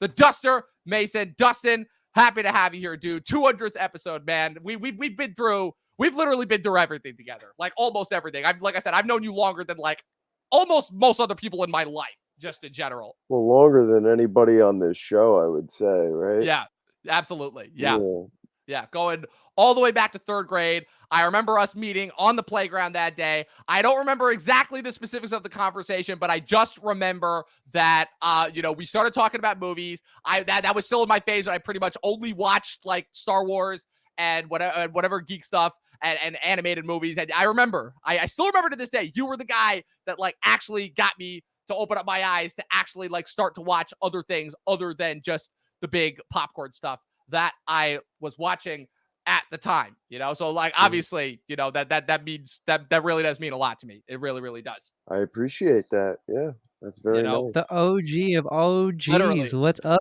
Long time no What see. up, Chris? How are you? I'm well, man. How have you been? I haven't seen you in mad long. I know, dude. I guess I never really got to answer the question at the top of this thing. I'll keep it brief. Basically, graduated college, got a really awesome job that I'm very thankful for. And honestly, man, like I love movies and TV, but my first love was always music. And I had to find, if it was still my love, and it is. And now I have really rekindled that relationship with the free time I have. And it was just when Dom told me this was like a way to come back to the Talking TV podcast, I didn't really need to watch something. I could just come on and sort of reminisce with the community and everyone. I had to jump at it. So yeah, thank you for asking, man. Life is good. I hope the same for yourself. I mean, it could always be going better, but I'm trying to be optimistic. I just enjoy coming on here, when I can, and I like having conversations that Dominic isn't one of those people that are like, ooh, don't say that. Like I can have like a nice freewheeling conversation with him whether I disagree with him or not. You know, it's usually entertaining, and I like talking about. That's really my main hobby. Is talking about movies and just watching them. Yes, Yeah. absolutely. It's Like a I hobby said, I miss dearly, so it's great to be yeah. back here tonight. Yeah, literally. Well, Like when I tell you, Chris, that like Dustin and I, when it comes to our conversations, first of all, I think he gives you a run for your money as far as like the length that we will go in terms of like our movie conversations. Not to mention the fact that when it comes to movies and everything, just in general, not just movies, like there is no stone unturned, and I really, really mean no stone unturned. And also, Dustin, I have to thank you as well because you have been the reason for the most recent edition series that we just started this past year. You know, I've been looking to do another sort of a series after after Professor Pat and I ended our Talking Thrones first rewatch show for Game of Thrones that ended last year, unfortunately. And you know, we had our little test run where we were recapping every episode of Succession season 3 back in 2021. And so I was looking for this news. You know, we got you back. We got you on for the Suicide Squad. We got you on for the Succession recap. And I was trying to figure out, I'm like, what can I do? How many episodes have I been on total? So actually, I have that right. About 15, I would say. Something like that. I actually have that number. I'll say right 7. here. I'll say 17. Let's see. So you started in 2021. So you had, I think the only podcast episode you were on until, so you had, okay. So actually, so you had the Suicide Squad, you had the house, and you had the Paul Thomas Anderson and the Big Short. Newark. Yep, and Don't Look Up one, and Many Saints of Newark, and Venom 2. So it was those 4 plus the 9 for the recap for 2021 for the Succession season 3, and then 2022. I had you on for The Boys season 3, and then our 2022 in movies episode that we did in November. And then for this year so far, I have had you on for top 10 movies of 2022, Cocaine Bear, Scream 6, the Succession and Barry finales, The Summer Halfway Point, and Joyride. And that's also not counting the most recent series that we just started, which is our Actors Hall of Fame. So Dustin, talk about that a little bit. We just wrapped our Paul Dano episode in honor of Love and Mercy. Yeah, I was just telling you, like, it would be cool to do like a countdown, because that's what I started doing on YouTube when I was a kid. I did like countdowns, and since we're older now, I wanted to like talk about performances that I admire by not underrated, but like underappreciated actors that are undeniably great and deserve to be GOAT status. And we've had about like 5 episodes at this point for it, right? Yeah. So it's just been cool to talk about actors I like. Yeah, hopefully absolutely. we can have some actresses. Yeah, well, they're on the docket. They are definitely on the docket soon. I will admit, I made a slight bump. We were supposed to do Natalie Portman for August for my birthday month, and then I slipped up on that one for sure. Most recently, the newly single Natalie Portman. I would like to point that out and put that out into the stratosphere. But yeah, we did Joaquin Phoenix for April, we did Ben Affleck for May, we did Steve Carell for June, Tom Cruise for July, and we recently wrapped Paul Dano for September. We've been crushing him. We still got some more planned for the end of the year. The next one, we talked about it in the last one. We will be doing Leonardo DiCaprio for October in honor of Killers of the Flower Moon. That one's going to be interesting, and that'll go nicely with our Martin Scorsese Hall of Fame that we did recently. Yeah. I could have been on that. Yeah, where was the Hall of Fame list for that? Can I read my top 10? You know what? Go right ahead, because like I said, this is the one podcast instance where anything goes. So by all means, late to the party, but Dustin's official. Dustin Mason's top 10 Scorsese movies. I don't know. I just wanted to get in on that real quick. You know what I mean? Absolutely. Yeah. My least favorite is Casino. You know that. I've seen 17. That's the thing. I saw more Scorsese movies than you. So that is true. Yeah, I've seen 17. Casino's my least favorite. That's the only one I dislike. I still need to watch a few more, like Alice Doesn't Live Here anymore, right? And Gangs of New York. I gotta give that a full-on shot. Maybe that'll be my least favorite. I keep forgetting you still haven't seen that one. Seen like the first 30 minutes of it. I'm not nuts about it, Dom. You know what's crazy about that? Sorry to cut you off, but you know what's crazy about that is literally Like, so literally, so you remember when I told you like how you could have saved Gangs of New York, right? By fixing the two leads and casting two people who were Colin Farrell, you said for Leo, Colin right? Farrell for Leo and Kate Beckinsale for Cameron Diaz, which Yeah, works that would've because been those two great. were both on their way up, and it would have made Gangs of New York, which I think is a good movie that kind of gets shat on by history, into one of the greats. Like, I think if you have those two in those two parts, that Gangs of New York is remembered as like is instantly in Scorsese's Hall of Fame. All right, I'm just gonna read my whole list because all of these movies deserve to be seen, and Scorsese's probably my second favorite director. He is my second favorite director of all time, behind Tarantino. 17 Casino, 16 Hugo, 15 Cape Fear, 14 After Hours, 13 Shutter Island, 12 Mean Streets, 11 Bringing Out the Dead, 10 The Irishman, 9 Taxi Driver, 8 Silence, 7 The Aviator, 6 Raging Bull, 5 The Color of Money, 4 The Wolf of Wall Street, 3 The Departed, 2 The King of Comedy, 1 Goodfellas. Oh man, so so you had Departed ranked above Wolf of Wall Street. That's interesting. I mean, I mean, like I said, those two were neck and neck for me. You know how much I love both of those movies. It's because like I had more of a visceral reaction to The Departed. The Wolf of Wall Street's like more haunting as it ages. Like I feel like because that the first half of Wolf of Wall Street, you guys were saying was like just hilarious and the funniest thing he's made, which is arguable. But I still think it's a tragedy by the end of the day. Oh, but without a doubt. So brilliantly directed and constructed. But that I give The Departed the edge just because of the rewatchability factor. I just think it's more rewatchable and dare I say maybe a little more quotable. Really? That Wolf of Wall Street. Ooh, hey, I mean, I know who you are and I know you're not, and you're no fucking cop. Yeah, you know what? I will say that I think that in terms of the amount of one-liners that we were trading off and on Sunday, I think that we had more Departed quotes in there than we did that we did Wolf of Wall Street quotes. Now that you say that. Missed so many Wolf of Wall Street quotes, so many. Oh, admittedly so. But you know how I do with one-liners. Oh yeah. I will say, Dustin, we may agree on some of the minutia in between, but we definitely agree on where it starts and ends. Oh, okay. So Best and worst. You don't like Casino as well? I not only don't like it, I hate that movie. Yes. It is so bad. Okay. I hate it. Don't in comparison talk to me about it.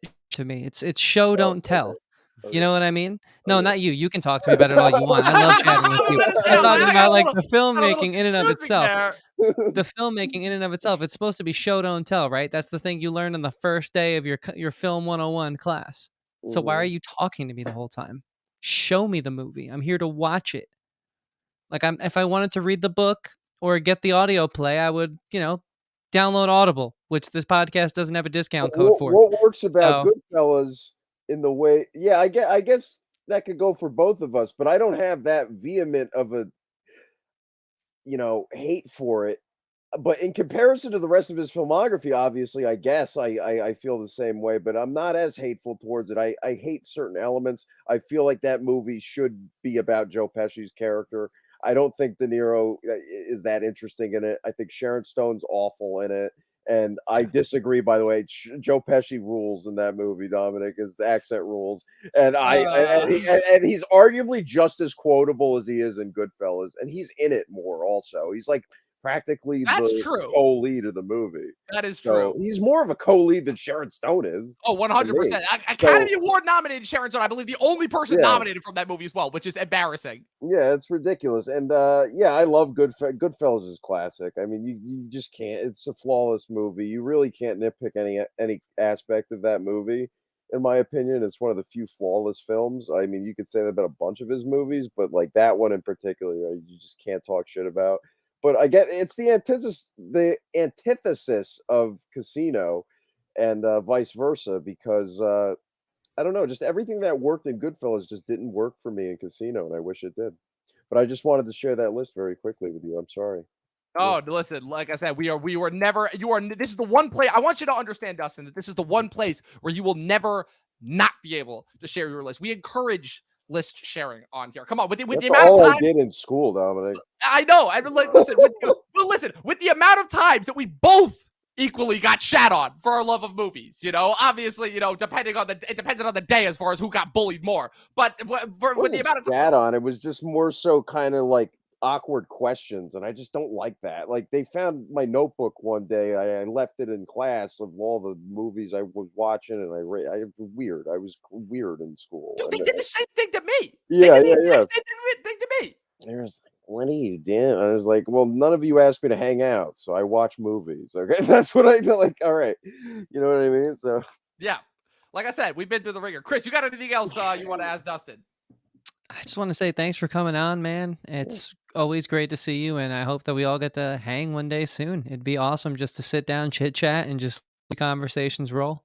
Yes, absolutely. Let the conversations, let the good times roll. Dustin, like I said, you're my brother for life.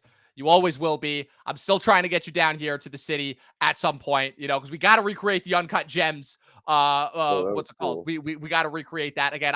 Thankfully I was able to get my tickets to New York Film Festival. Not as many movies as I wanted, but I got tickets for May, December, Priscilla, and Ferrari. So I will be seeing 3 of those movies, and I will be letting you know how they are. And dude, everything else was on the table. I missed my first window, so I had to wait like another fucking hour and a half to wait to get my spot. And by then, like, Poor Things sold out, Boy and the Heron sold out, Aggro Drip sold out, Hitman sold out. Like, you get the gist. So the aggro gist. Yeah, aggro gist. With Harmony Korine calling himself the new Drake, ironically enough, bringing it back to that point that you brought up earlier, Chris. But we have one more guest to get to. So, Dustin, unfortunately, we will have to bid you adieu. But thanks for coming on, dude. Where can the good people follow you on the interwebs? They can follow me on YouTube, Mr. G Movie Reviews, Twitter, and Letterboxd Dustin Mason. Yes, absolutely, man. Like I said, a pleasure as always, and we'll see you next week for Dumb Money. Hell yeah. Yes, absolutely. Can't wait to talk about that with you, man. See you later. See you. All right, Chris, we have one more. As it turns out, I hyped Dustin up as the last guest. We didn't know that he wasn't that. I was worried because I was messaging him back and forth. I'm like, dude, where are you? You coming on? And he just recently said it's like, don't worry. I saw the message, see you tomorrow after midnight. And I was thinking it was tomorrow. But the point is, he made it, man. Easily one of the most interesting, one of the most hilarious, one of the most unique podcast guest hosts that we have ever had on the channel. Big J, Zhao himself, a.k.a. Unyolo of Unyolo Movie Blogs. You made it, dude. Happy to have you here. Thank you so much. I do to be the tricks I use to be the last guest to finish it off. Like, very smart, good branding, and it's good to see you, man. It's been too long. How are things? No, everything's fine. Just a couple of hours in front here in Portugal. I think that was part of the confusion. So sorry again, guys. But listen, man, you made it. It's all love here. That's what matters. That's what's important. Like I said, you've been like I said, you're another one that has been, like I said, it's been it's tricky because I don't want to make this sound like negatory on Chris, but like the part of the reason why I wanted to do this approach for the 200th podcast is to say thank you, to give back to all the people who have been there, helping me co-host and helping me keep the channel running, helping me keep the channel alive. Obviously, like I said, you were one of those people. Like I said, everybody that we've had on tonight, Sean, Luke, Eli, Dustin, Kristen, Mac, everybody really has been a part of that. So as far as I'm concerned, like, I know you guys all, we all have our individual channels and everything that we got going on, but as far as I'm concerned, you guys are all part of the Talking TV family now. The Talking TV family is no longer just me and Chris and like occasionally a guest that we would have on all the time. Like I said, as far as I'm concerned, all of you guys are a part of it. Now, Joe, as I finally, because don't get me wrong, like, I know that Chris loves calling people by their YouTube names, and like even to the point in real life, like I'm still convinced that like if you ever met David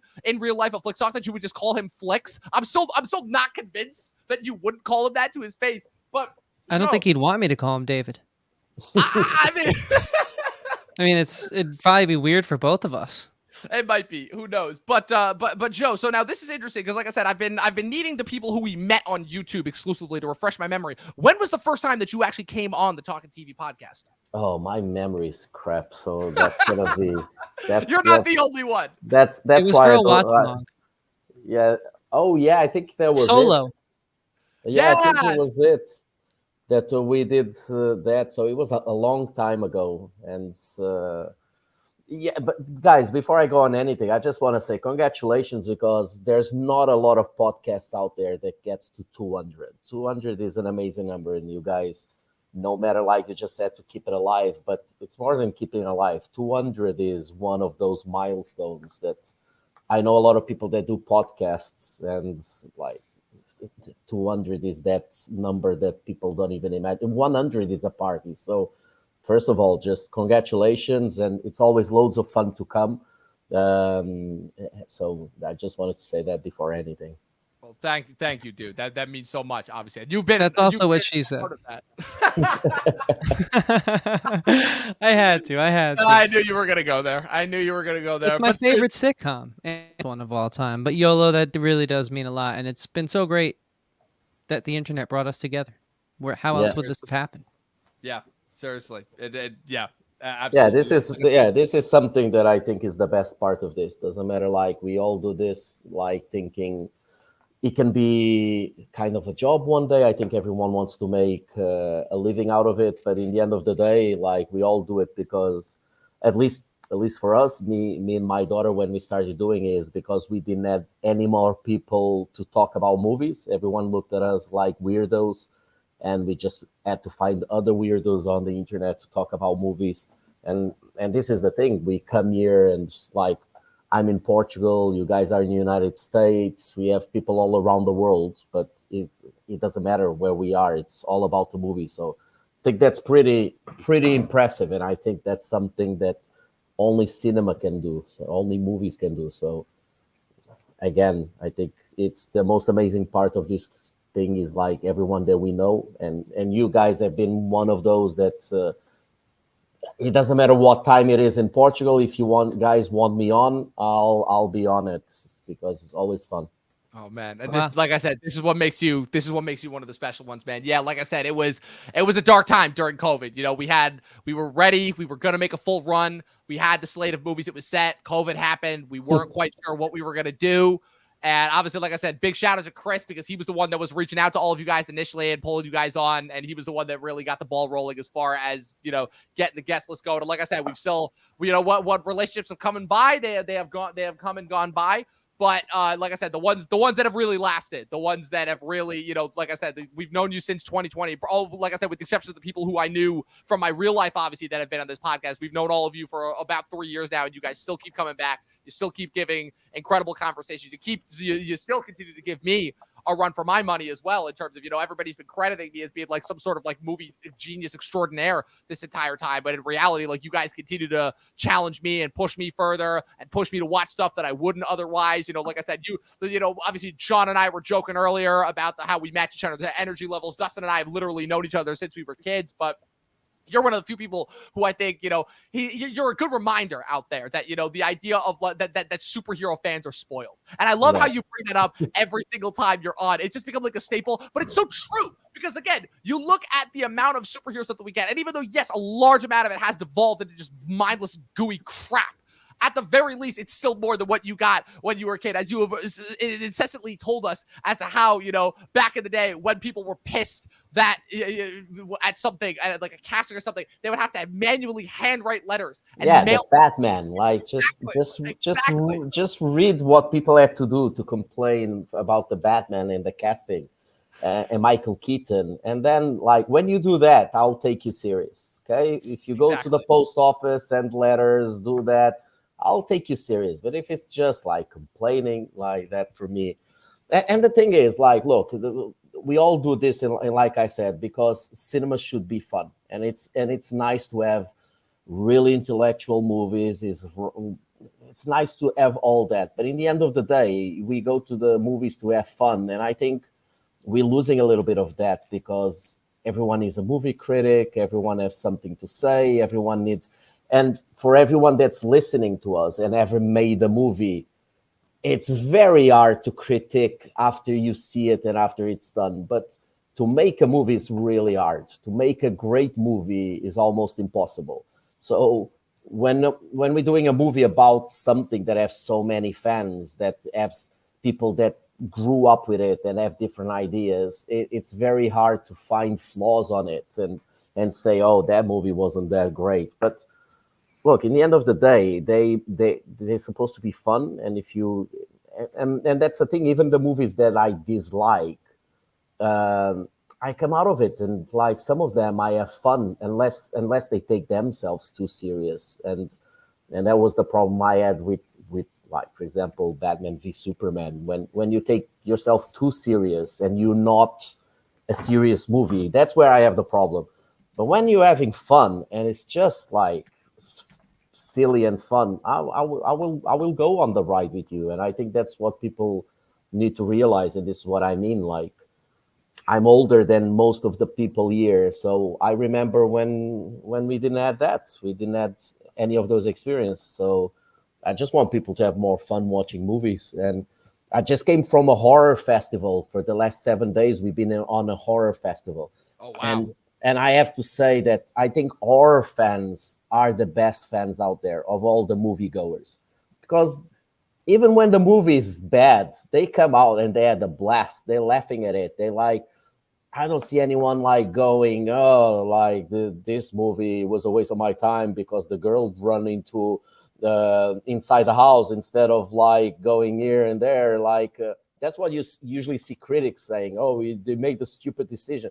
Look, in a horror movie, if they didn't make the stupid decision, the movie would be over in the first 5 minutes. They would get in the fucking car and go home. They wouldn't stay in the cabin. What is that age-old joke that they always that Spill.com has been making for what seems like an eternity now? It's like, yeah, this is this horror movie with black people in it. It's like movie opens, the house is haunted, we gone, movie's over in like 2 seconds. Exactly. So like, and I think like for example, being there and being in that festival, and we had Brandon Cronenberg giving an amazing like masterclass, and it was talking exactly about that. Like people think it's easy to make movies, but it's very, very hard. It's very demanding, and then having people like going on every little bit and trying to analyze every little bit of it and say, oh, did that thing happen because you were thinking of this or that? And it's like, most of the times we don't even have the time to think about the movie we want to do because the time schedules and everything. So you should give more credit and have more fun with these movies. You might dislike them, but then, and this is the other thing when you are in a festival that you see firsthand, like you might hate a movie and the person sitting next to you loved it, or the other way around. And I think that's why when people say, oh, this movie should never have done, like, for example, I love Thor, Love and Thunder, and I'll stick to it. I'll just stick to it. I thought it was like a Monty Python movie with Thor, and I loved it. And a lot of people, when they say, oh, why did they make this movie? It was horrible. Yeah, they made it for me. They made it for my daughter. We both loved it.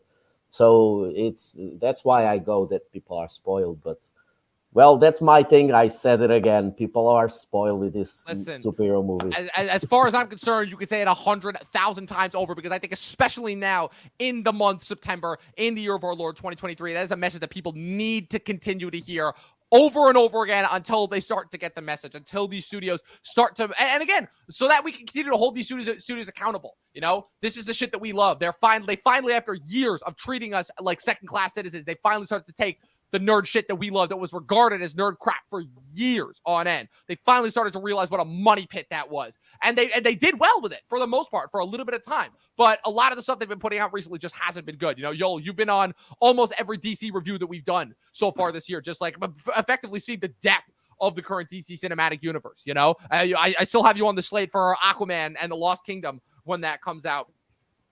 What's it called? When that comes out later on in the year. But what's it called? But Joe, Yolo, like I said, man, we got to get you on for some non-superhero ones, you know? Like, as much as I love talking about the superhero stuff, and as insightful as you are and as unique a perspective as you bring to that, one of the most interesting podcast episodes I think we did earlier this year was when we covered not only Shazam! Fury of the Gods, but we also covered the premiere of Ted Lasso season 3, and the points that you brought up in there. Again, Chris, no disrespect, but like, oh man, that was some stuff that like just a regular conversation between me and Chris, we never would have been able to bring up, just because you bring that sort of different perspective. Like you said, you are, I believe, the oldest guest that we've had on the podcast, but that should be something to look down upon. That's something to look at in reverence, you know, because you bring such a unique and different perspective. You hold people accountable by reminding them of a time that came before it, because that's a problem with so many people our age. You know, they have the inability to see outside of their peripheral, of their very, very tiny window that they have created for themselves in the social media space. And the fact that we have you, like, it's a gift, to say the least. You know, I know I'm sounding emotional and gushy and corny, but fuck it, it's the 200th episode. If there was ever an episode to do it, it's this one. You know, Chris, you got anything else to say to him? Man, I'm just glad that even though I actively participate in the podcast week to week anymore. It's just so great to YOLO still keep in touch and chat about the one thing that like brought us all together in such a super dark time. We all found this light that was podcasting on YouTube, you know, getting us social interaction during the pandemic. And I'm just really glad that we can just jump in, and it feels literally like 3 years ago all over again, just sitting here listening to you, as Dom said, just drop wisdom on us. And it's guys, I may have to try and join you for the Aquaman podcast, because I don't think I got my fill of YOLO. If that'd be all right with you, Jen, I'd love to maybe pop in with that. That's all I gotta say.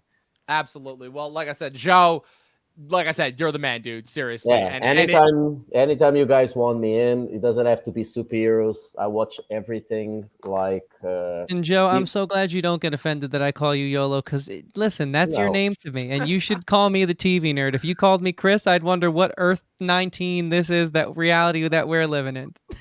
No, for me it's easier. For me, it's easier too, because the name is written on the screen. So, like, if I would try and remember people's names, I'll like sometimes mess up. So I'm always like, every time I go to any when they don't have the names on the screen, I always think, oh fuck.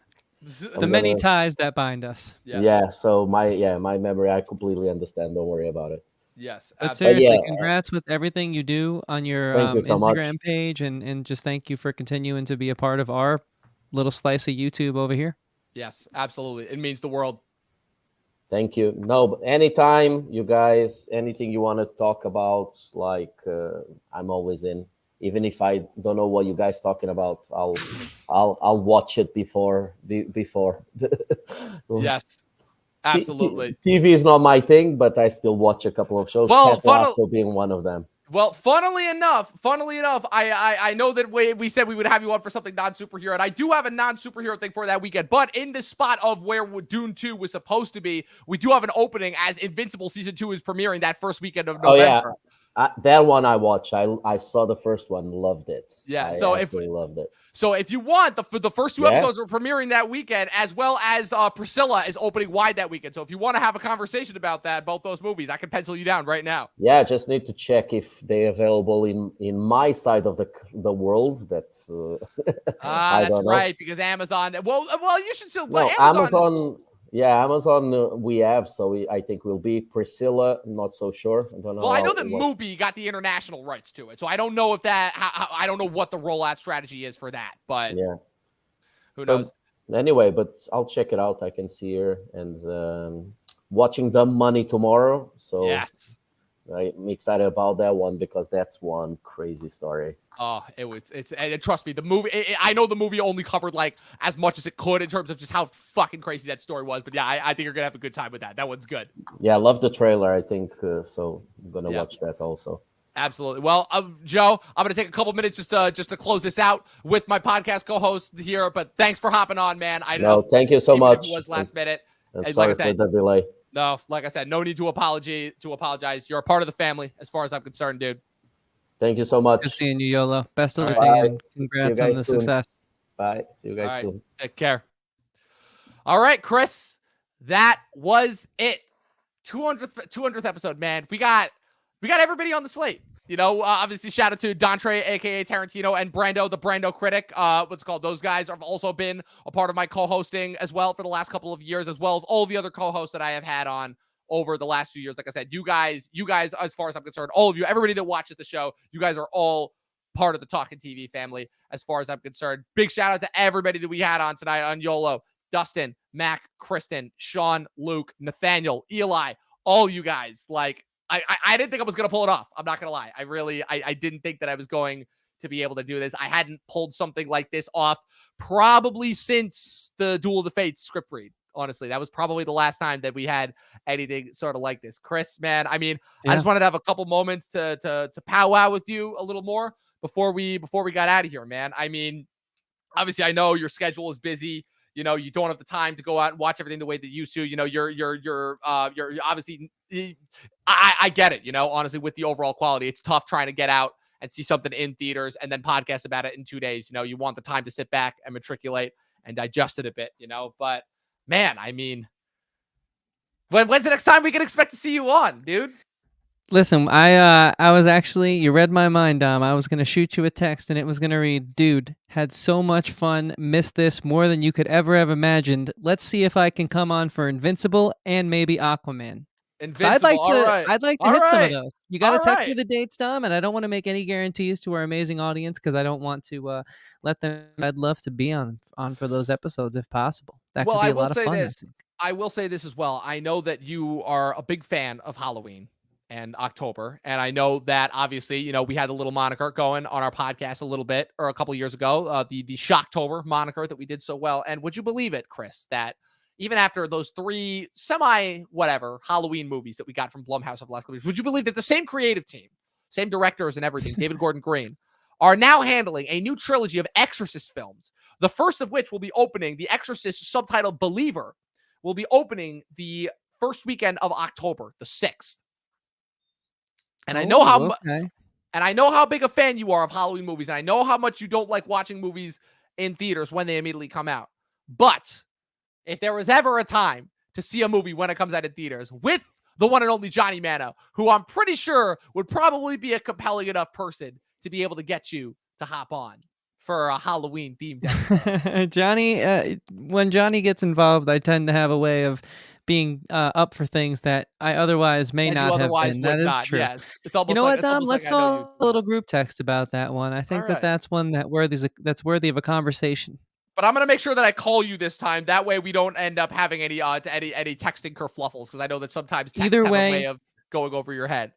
Either way, Dom, one thing I do have to say is this was an absolute incredible night. I am so proud of this show, and I'm just so happy that it gets to continue.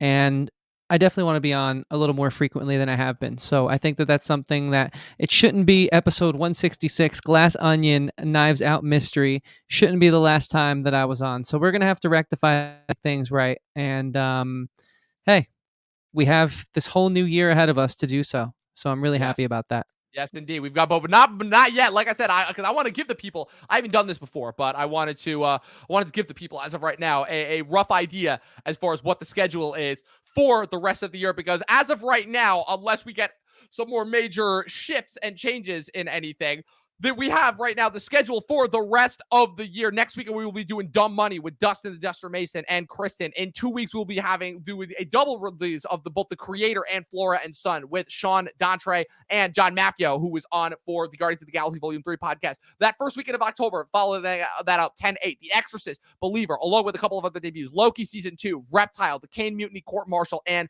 Cat Person. Dontre is slated to also appear on that episode. Chris, like I said, if you want the slot, it's yours. Mark it down in the calendar now. October 6th is when it opens for a podcast on that Sunday, October 8th. Then we followed up following weekend, October 15th. Couple of interesting releases, a couple Netflix releases. We have Fall of the House of Usher from Mike Flanagan. We have Fair Play, which was the big Sundance smash earlier this year as well. I will more than likely be doing a review / wrap-up of all the movies that I saw at New York Film Festival. Then the following weekend, Killers of the Flower Moon with Dustin the Duster Mason. Then the following weekend, that's a TBD right now, but if we do a big Halloween weekend wrap-up, that'll be Five Nights at Freddy's will be that weekend. Then we move into November. First weekend of November, November 3rd.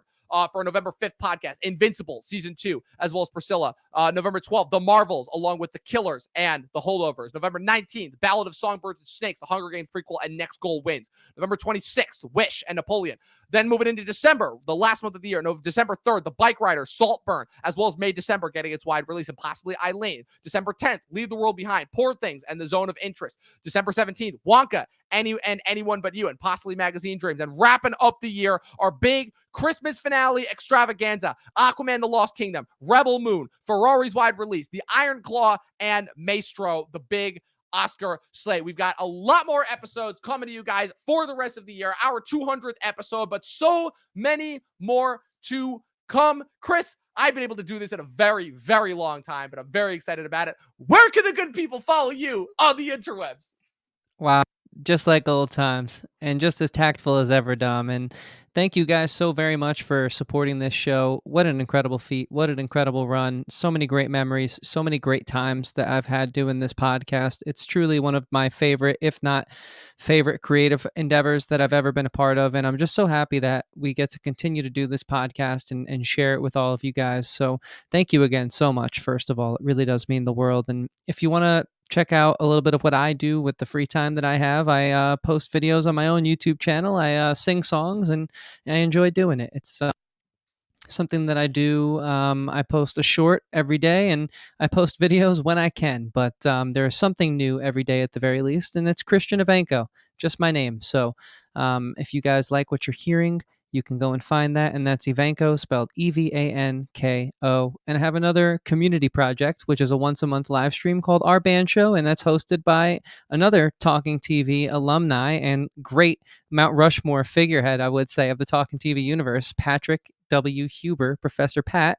That's called Our Band Show. It's on YouTube. And guys, the big deal is just continue to support Talking TV, and you will see me here again sooner than later. That's a promise. And thank you guys for being such a great community. And Dom, thank you for being such a great co-host, for keeping this thing alive. And Dom, one last time, where can the good people find you? And are there any rowdy Facebook posts that they should be aware of? Oh man, well, as you know, the Facebook posts have kind of evolved into obviously my stand-up. You know, I'm not yet at a point where I'm comfortable posting it yet, but that will, you may see a stand-up comedy page from me sometime in the near future. But as far as everything else goes, you guys know the drill. At Movie Nerd Reviews across all platforms, at the official Talking TV podcast across all platforms. Be sure to subscribe if you are new here. Follow us on Twitch. This episode will be available on Spotify and Apple Podcasts later on in this week, more than likely Friday, because I need to give the Scorsese podcast a couple of days to matriculate. But this was such a blast. Thank you again to everybody who came on. Thank you,